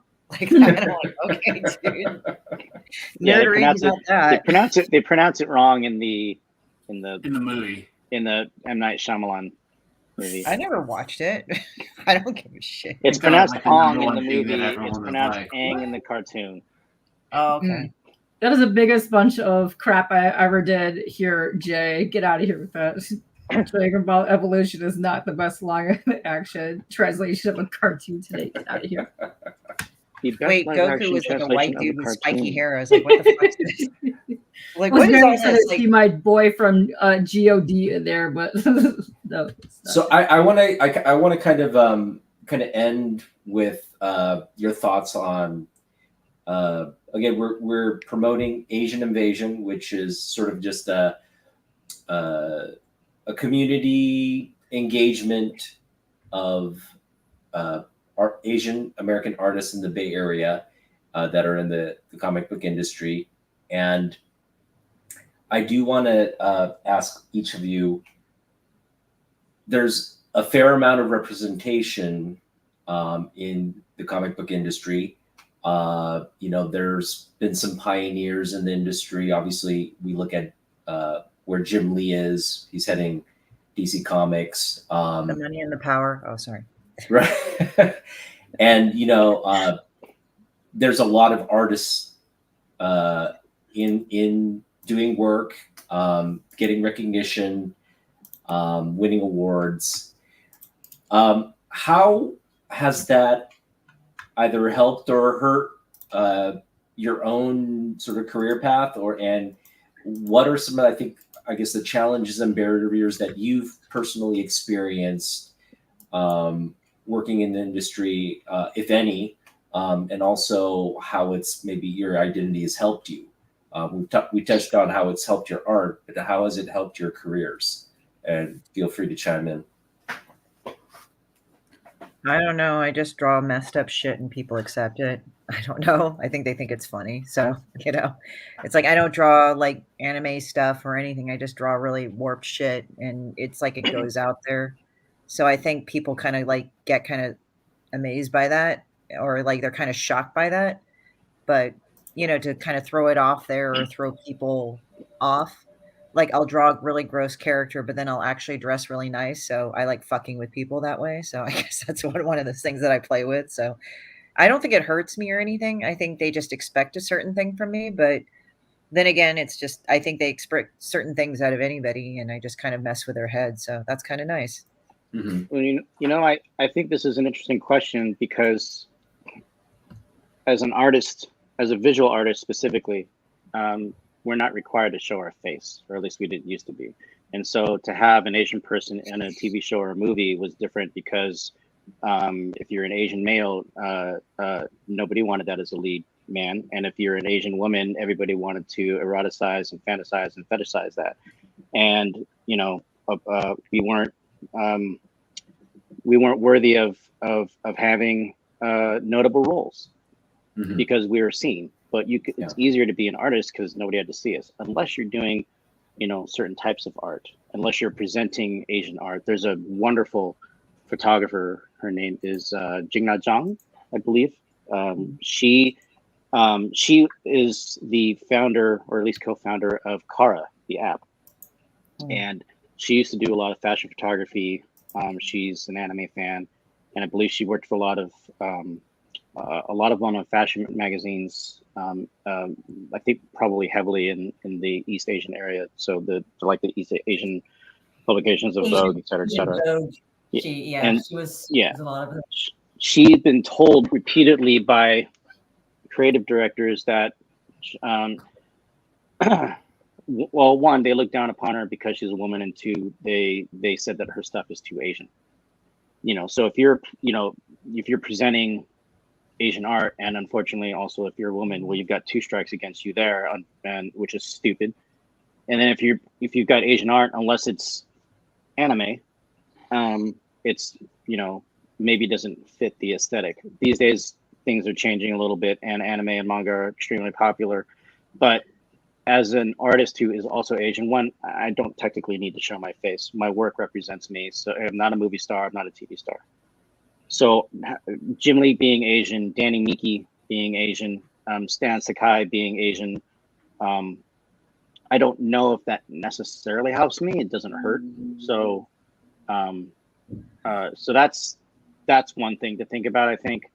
On the other hand, with the rise in popularity of popular Asian media, anime has gotten really big. Much bigger than it has been in the last, I'm not going to reveal my age, but it's gotten really big in the last 15 years. Manga's gotten big in the last 20 years. K-pop's huge. J-pop was huge. Japanese hip-hop had its time to shine when Samurai Champloo became a mainstream import. Korean dramas, Korean action films, Hong Kong action films, those all got really popular over the years. And so that, I think, helps us. But at the same time, and this is one of the things that I realized when Stephen was talking about growing up with martial arts movies and anime, and I was like, yeah, I love martial arts movies. I love anime. And then the next American movie came out, and the one Asian dude knew martial arts. And then the next American movie came out, and the one Asian dude knew martial arts. And then over and over and over again. And it kind of sucked because on one hand, martial arts is a really big part of what we do. It actually has historical significance in China, and then Japan, and then Korea, by way of India. So it has huge historical significance, not just in terms of fighting, but also mentality and philosophy. But it's also like the one Asian dude in your American movie knows martial arts, and we're going to do that again, and we're going to do that again. And oh God, now we have our first Asian superhero. And as much as I love Shang-Chi, he's basically, a master of Kung Fu. Now, I've matured a little bit. And so I don't really care as much as I used to when I was younger about this. But I did think for a time that, Jesus Christ, are we not more than, high-flying kicks and wire work and fast punches and action? Like I said, I care a little bit less about that now because the graphic novel that I need to get back to working on is a martial arts based book, but there's more to it than that. The story is the most important. Mm-hmm. And so one of the things that I wanted to do when I was organizing our NorCal version of Asian Invasion is to not only have the cool stuff that we're known for represented. We have Fish, who's inspired by the Japanese school of cartooning, manga. I think you can see in her work, but she'll tell you that she's very anime influenced. We have Geo, who's got a little bit of anime, but he's got a Filipino approach to it. So we've got that kind of cool stuff. But then we have Stephanie, who's a watercolor fantasy artist specializing in nature and animals and mythology. We have Dave, who was inspired heavily by independent comics, especially who's the dude that does the Gorillas artwork? Jamie Delano? Jamie Hewlett, yeah. And his shit's fantastic. And we have Steven, who is martial arts based, and you can see that he takes a Chinese painterly approach. We've got Hillary Orr, who goes by Squid Bacon. She does tiny hand sculpted food jewelry, and it's really cool to see really tiny musubi earrings. And I see in the chat, Kirk Kim, his first big thing was same difference in other stories about, growing up in America as a Korean. But now he's doing The Last Mermaid, which is, sci-fi. And so we have a lot of cool different things. It's not just comics, and it's not just the type of art that's expected of us. Anime, waifu shit. No. And actually, we don't have any waifu. Not there's anything wrong with it, but we don't have any at the show. Demon Bitch is the ultimate waifu, but she's a waifu you don't want. She's not the wife. She's the waifu that I want to find myself in a shelter from, because abuse. Oh God, yeah. Like Philip, one of his first fan art of Demon Bitch was her like trying to like sing "Is This Love?" and it looks like she's like trying to touch him inappropriately, and he says like, "Oh God, get away!" I lied to myself being molested, but I did. And guess who liked it? She did. But yeah, we have a bunch of different voices represented at this show, and all of us are Asian, and that's what I wanted. It's we come from different backgrounds, but we're all Asian. We all have different voices, but we're all Asian. Some of us do comics, some of us do sculpture, some of us do illustrations, some of us paint, some of us draw, and all of it's there. Some of our shit looks like American stuff, but we're still Asian, and some of our stuff looks super Asian, and yeah, we're Asian. So that's what I wanted at the show, and luckily I've been able to add more artists to our roster. So I'm actually really excited to have, people come out and see everybody. The only thing that we will not do is sing "Let's Get Down to Business, I'll Make a Man Out of You" from Mulan. I will fucking kill you if you do that. Because now every time I go into a room full of Asians, because you know how like Mulan came out, it's like everybody was like, "Oh fuck, Disney made an Asian movie," and all Asians really wanted it because they actually can't cast a majority of Asian voice actors and shit, and they actually got Asian people to kind of star with it, except for Eddie Murphy for Mushu, and I know what the fuck that was, but anyway, but. The thing is that they all glommed onto it. Yeah. So we get it, like with the Black Panther thing, we all glommed onto it. Like, fuck, we got to have this movie. And then now, like everybody, if there's a room of Asian people, I guarantee at one point somebody's going to sing that fucking song. Now I'm beginning to hate that song. Well, our community had a big moment at the Emmys with Shogun having the success that it had at award show. And I think overall, it's very positive. Their thoughtfulness in that production was a breath of fresh air, I think. But at the same time, it's like there had to be this coordination between like American script writers writing a scene and then having their Japanese counterparts rewrite it. And so there's still, it's exemplary of that cultural disconnect, right? There's no real, and hopefully future projects will better represent, East Asian characters, periods, cultural references. But I just want to end with the laws. Your thoughts in this moment where we're kind of, we've worked so hard to get to where we are as a community, and how you're going to take sort of this positive energy around what's happening in arts and entertainment to your work and your careers. So yeah, Stephanie, David. I mean, I think it's amazing to see more and more of our representation of this. We just never saw that growing up, and it was a little bit like Phil was saying, where you don't realize you're Asian, because for me it was the lack of anything, and so I because of that lack, I just didn't even know that there was something missing. It was so complete, this blackout of what we are. And so because I didn't see it, it just didn't occur to me that I was different in some ways. And when I first started my career, it was really, because by then I did realize, I was coming to realize what my identity was and what that meant to me and my art and my inspiration. And I wanted very much to have that come into evidence. And so our last name is not super obvious as an Asian last name.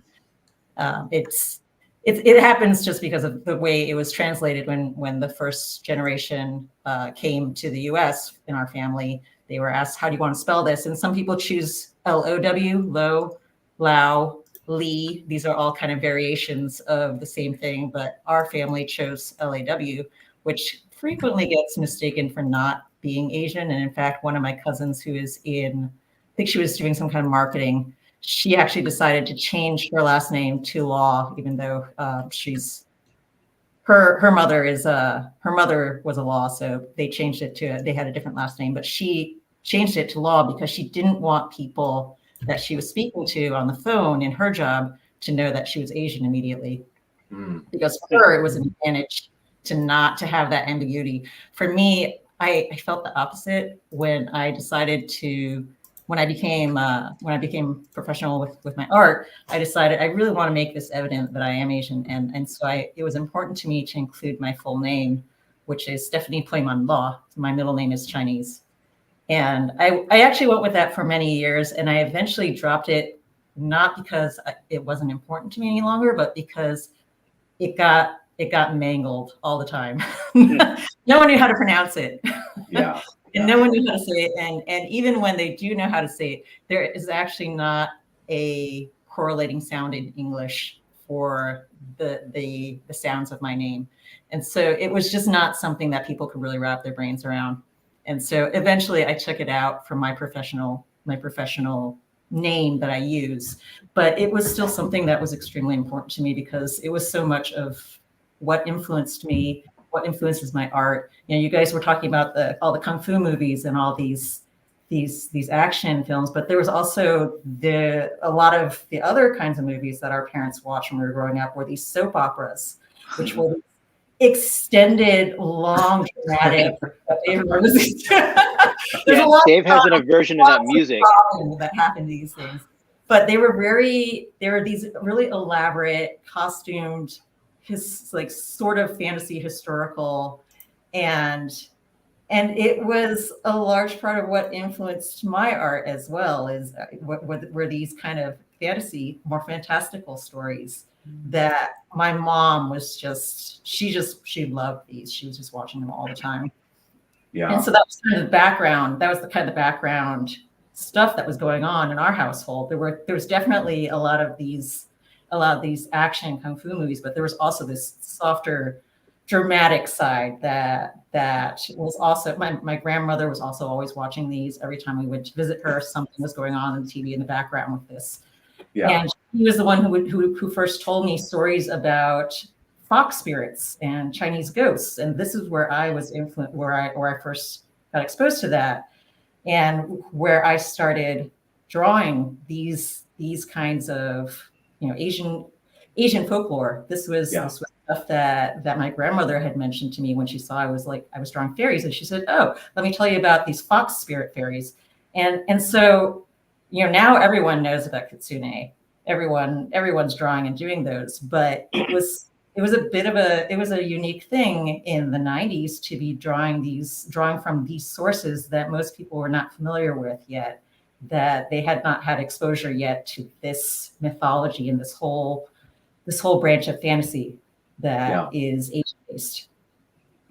No, I just love that part of Asian culture, how, the mythology part, that is really lost in American culture. I mean, you see it in books, you see it in children's books, and it like pieces of it, but it's really lost on the majority of Americans. And there's, again, I think it's just a lack of education, lack of connection to people who have those resources or just communities blending.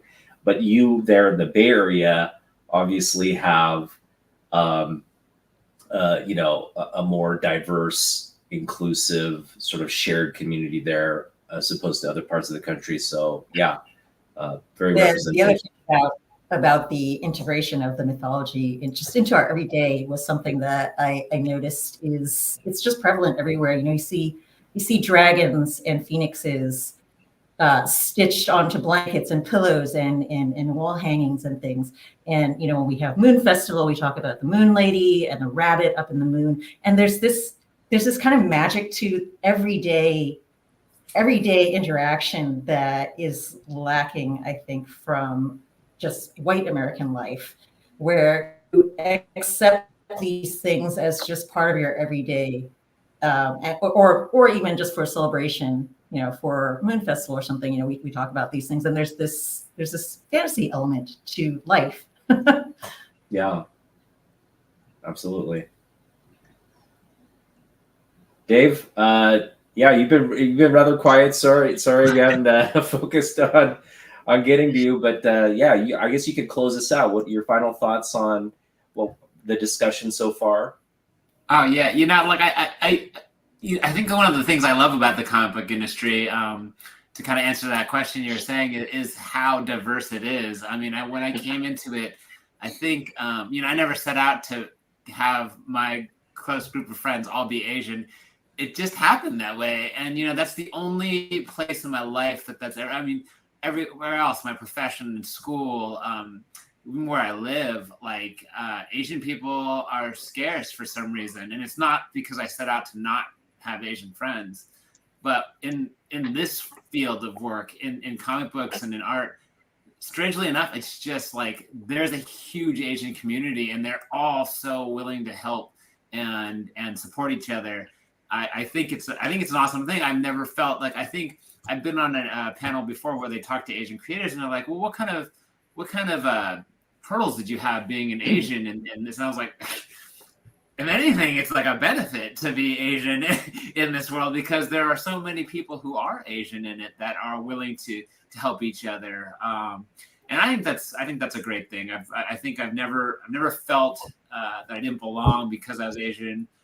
Like I said, there's just a huge Asian community in it that I've been thankful to be a part of, and actually learn about myself. Like I was just saying to Steven, and like a lot of the things you guys have been talking about, they all resonate with me too. And it's really cool to hear people talking about these things and realize that we have this kind of shared culture as Asian Americans, not necessarily like Chinese or Japanese or, but as Asians in America, we have actually our own culture that I'm seeing more and more as I hear various people's accounts, what it's like to be here, or read books like, American Born Chinese, those kinds of things, hearing about like the Monkey King. I remember my mom telling me about the Monkey King. That's to speak about folklore, like, and just thinking, what a weird story. Like, it's such a weird story. Like, I don't think Americans would ever understand it as much as I loved hearing about it. And lo and behold, there's totally people who and then there's there's the Indian version of it on that side of events that's kind of told somewhat similarly, but not. And it's kind of weird. It's kind of weird because when you hear the backstory of it, you're like, oh shit. Yeah. I won't get into it here, but when I heard it, I'm like, oh fuck, guys.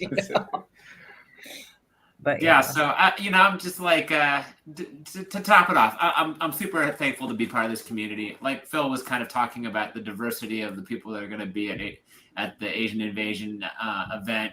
It's so many different art styles, but we have like this shared community, this shared kind of experience being Asian and American. So yeah, really cool, really great time to be creating this kind of stuff. Wonderful. Yeah. Yeah. If you ever wanted to be introduced to some other people that you might not know, I know a lot of people in the California area and some other areas that would probably very much like to attend old versions of Asian Invasion. So I'll definitely link you guys to some artists that are fantastic. Oh, that'd be great. Yeah. Really? Yeah, I think like Asian Invasion in LA, the Yellow Peril version, that is going to be on Free Comic Book Day. So that'd be the first weekend of May. So Nice. like if I can get people for that, I'd love to line that up. Because Nice. like And last we'd year, love yeah, to have that panel on, because Namman Young and I do AAPI Heritage Month where Right. if we can get the whole panel on, that'd be wonderful.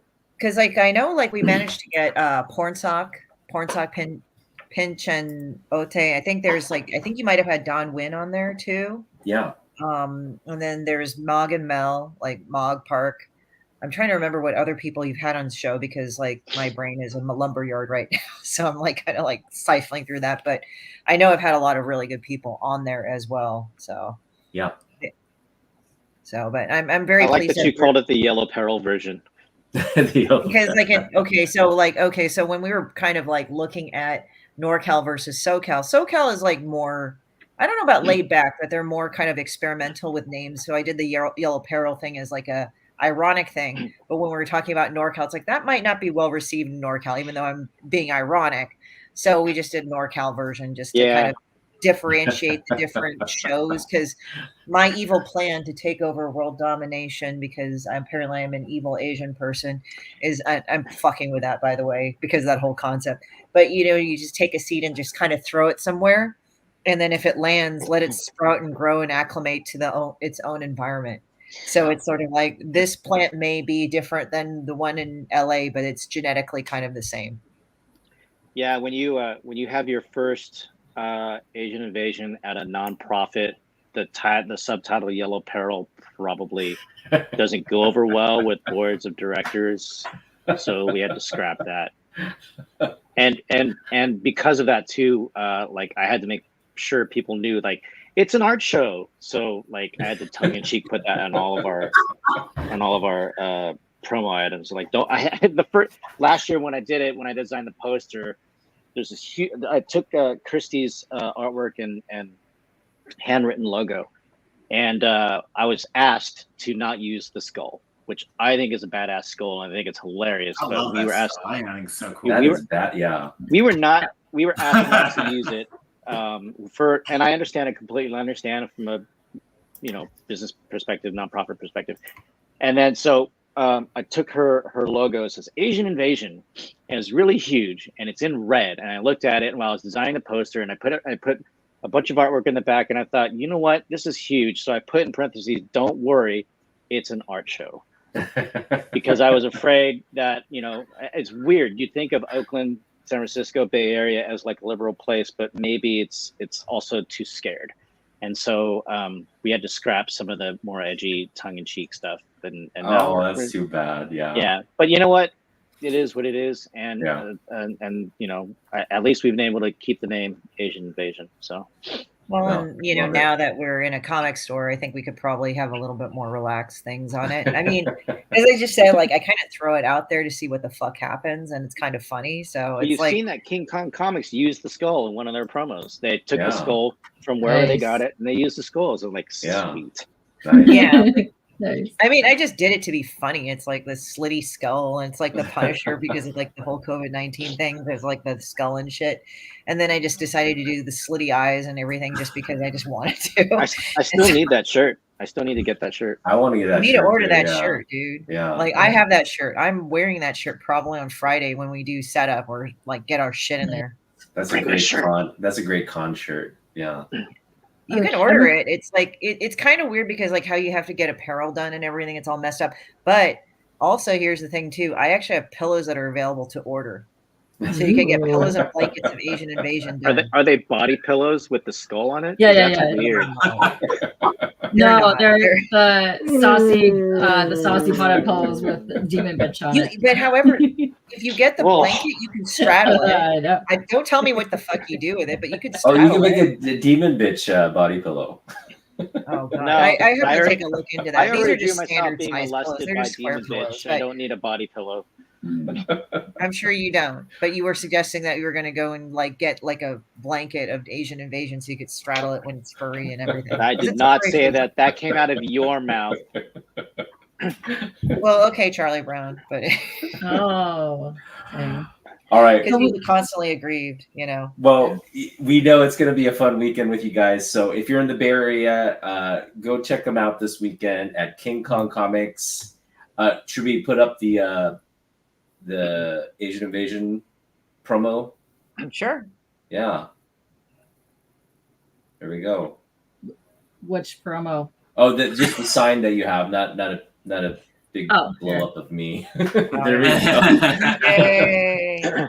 Asian Invasion this weekend, King Kong Comics, Dublin, California. If you don't have plans or you just want to hang out with some really talented, creative, and funny artists, just drop by and say hello. And you'll get to see the Teenage Mutant Ninja Turtle mural that Dave, Steven, and I did for the shop. Sweet. Pretty freaking cool. Please take a photo and just be very active, so we can, those of us not in the area can at least experience what the weekend was like. Please be very active on your Instagrams. Give all these artists a follow, please. For sure. Woodrow, you can just fly into California. That's true. I was actually going to ask, would you ever be interested in doing a non-Cali version or in a different country? Yeah. I know there's a lot of people like say you do one in Australia, because there's a lot of Australian-based Asians, but a lot of them come from the Philippines and all those other countries to go there. Well, I mean, I wouldn't have an issue with it. I would love to do it. It's just like the money and cost. Like if they want to go and just take it and just say, okay, we're going to do this. And then I'm the originator, and then just go and make it into whatever it is, like as it is, how it evolves into that, if that makes sense. Just to get the global moniker, just to get the global moniker, you should do your next one like in Vancouver, BC, or somewhere, like where it's just in China the border, or China would be like Asian return, I guess. I just kind of wonder if it's like I should do Asian Invasion, the drunk version, when I go to Seoul. Like when I just do one, it's just like Seoul, and it's like people get mad. I'm like, I don't give a fuck, whatever. But yeah, no, I mean it's just one of those things. It's just, as I said, it's a free event. Guys, stop on by. It's like you won't have to be burdened by expensive con food or any of that bullshit. I mean, look, there's some of the names here that if you go to a con, you're going to have to go through crowds of people, like Kirk Kim, The Last Mermaid. There's that. Jason Shiga's pretty big. And then Don Aguio. I mean, we've got a lot of other good people too, like Dave Law and Stephen Yu that we showed.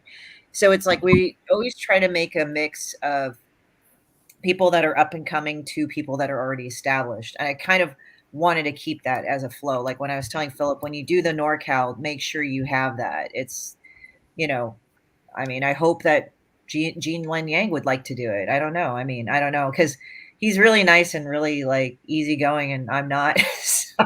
Yeah.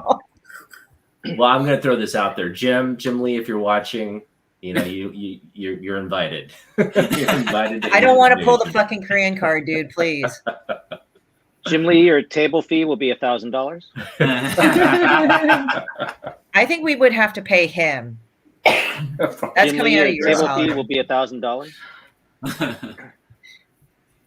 Just kidding. No, but that would be interesting if you showed that. That would be hilarious. Give me a cover job. Stop pouring yourself off. God damn it. This whole show has been self-plugging. Come on. Yeah, but at least you have some dignity as like one of the organizers here. What the fuck? Oh, that was me. Sorry. Yeah, I'm a humble organizer. Sorry. Yes, I did the thing. Anyway. All right. So before we go out, where else can people find you? Because I have everybody else's links down below. Do you have any other appearances or anything that you want to promote? Well, I can go around the corner as well. I can start with you since you're on screen, Philip. Oh, okay. Well, I've got this thing called Asian Invasion coming out this weekend. That's right. I will be at LA Comic-Con at the top of October. That would be October 4th through the 6th. And then if you're local to San Jose, I will be doing the winter SJ Made in the middle of December. I think that's like the 14th, 15th, something like that.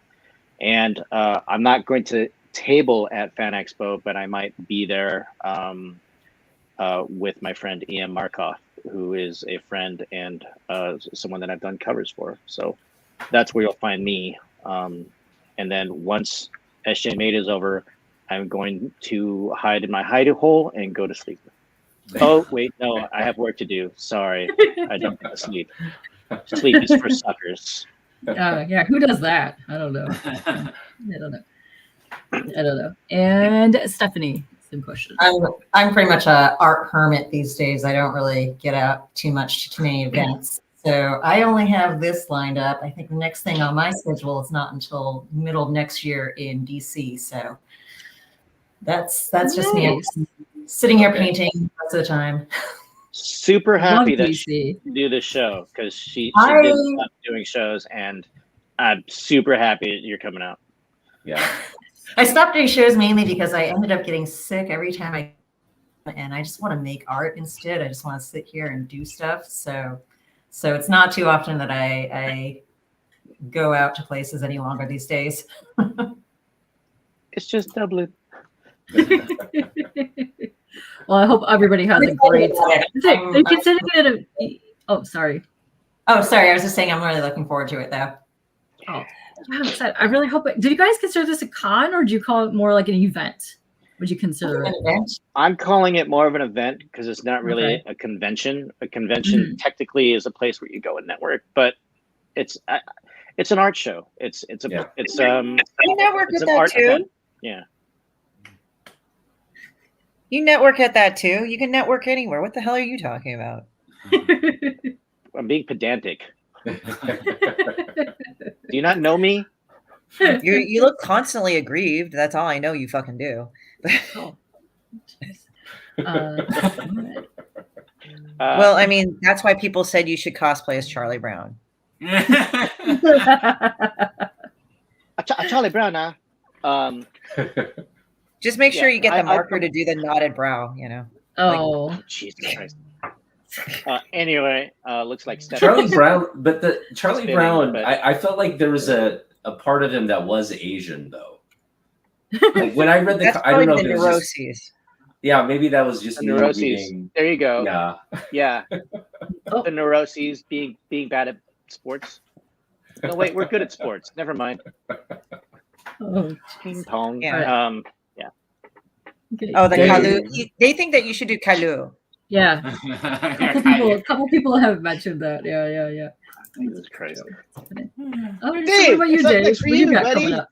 Well, you know what, Sam? I just finished up my convention season with Rose City this last weekend. So for me, I'm actually going to be drawing a lot. And if you guys are reading my book, which I'll get to my self promotion. I've been doing a book called California Ink, and we're on to the 4th book now, and that's going to be on Kickstarter. We should be starting it in about a month. And so, like all the other books, you can get them online, and you can even sign up to get notified when the next one starts. But we can definitely always use more people to jump on board. We always have a tier where you can catch up and read the other books, but they've been all doing really well. And so that's definitely what I'm going to be focused on, is getting that book done. And I'm halfway done with it right now. I'm really excited to get it finished. Sweet. So. You can pick up all the first 3 at Asian Invasion too. So, but other than that, I will be after Asian Invasion. My next first convention for next year will be probably WonderCon. So that's fun. Cool. No, a lot of good people that go to that con. And Christy, you're gonna be at. Well, let's see. I will be at obviously Asian Invasion this weekend, and next weekend, from 10/4 to 10/6. I will be at LA Comic Con. I will be in South Hall at G as in Gary 37. That's my table number. I'll be putting that up after Asian Invasion. What else? And I will be I will probably take a hiatus. I don't know about NYCC. I have no idea about that. But I will be going to Fan Expo San Francisco. I will be a guest there. So I don't know my table number or assignments yet. And that's what I have right now. That's my last show. And I've got a few shows already lined up for next year, but I'm going to wait until everything's solid and official and everything. Cool. Very cool. Very cool. Busy. All right. Oh, nice. I hope you get your. Are you gonna be doing a booth, or are you just gonna go around helping? Because I have a lot of fun going to cons myself, and eventually I want a booth. But and booth babing for a bunch of people, which has been a lot of fun. Right. Good times. All right. So thank you everybody for coming for this round. I know we lost some people due to connection issues as we were talking here, but yeah, I hope you guys have a lovely, lovely event this weekend. I hope a bunch of people show up. I know Kev was in chat earlier. I know he's been to a bunch of your Asian invasions in the past, so I'm assuming he's going to go there as well and go check him out. We got Mo in the chat. What's up? Yeah, we're heading out of here. Yeah. I have all your Instagram links down below, but I will go and add everyone's YouTubes once we're done out of here as well. So if you have a YouTube, just let me know. I will link you after this so people can go find you guys and go, sub up to you guys. Get you guys and you can go on my link tree too. By my link tree. That's right. That's right. Go check all that out. And if you have the pre-launch link for that, David, as well, I will put that down below. So if you already have a pre-launch link, let me know. All right, cool.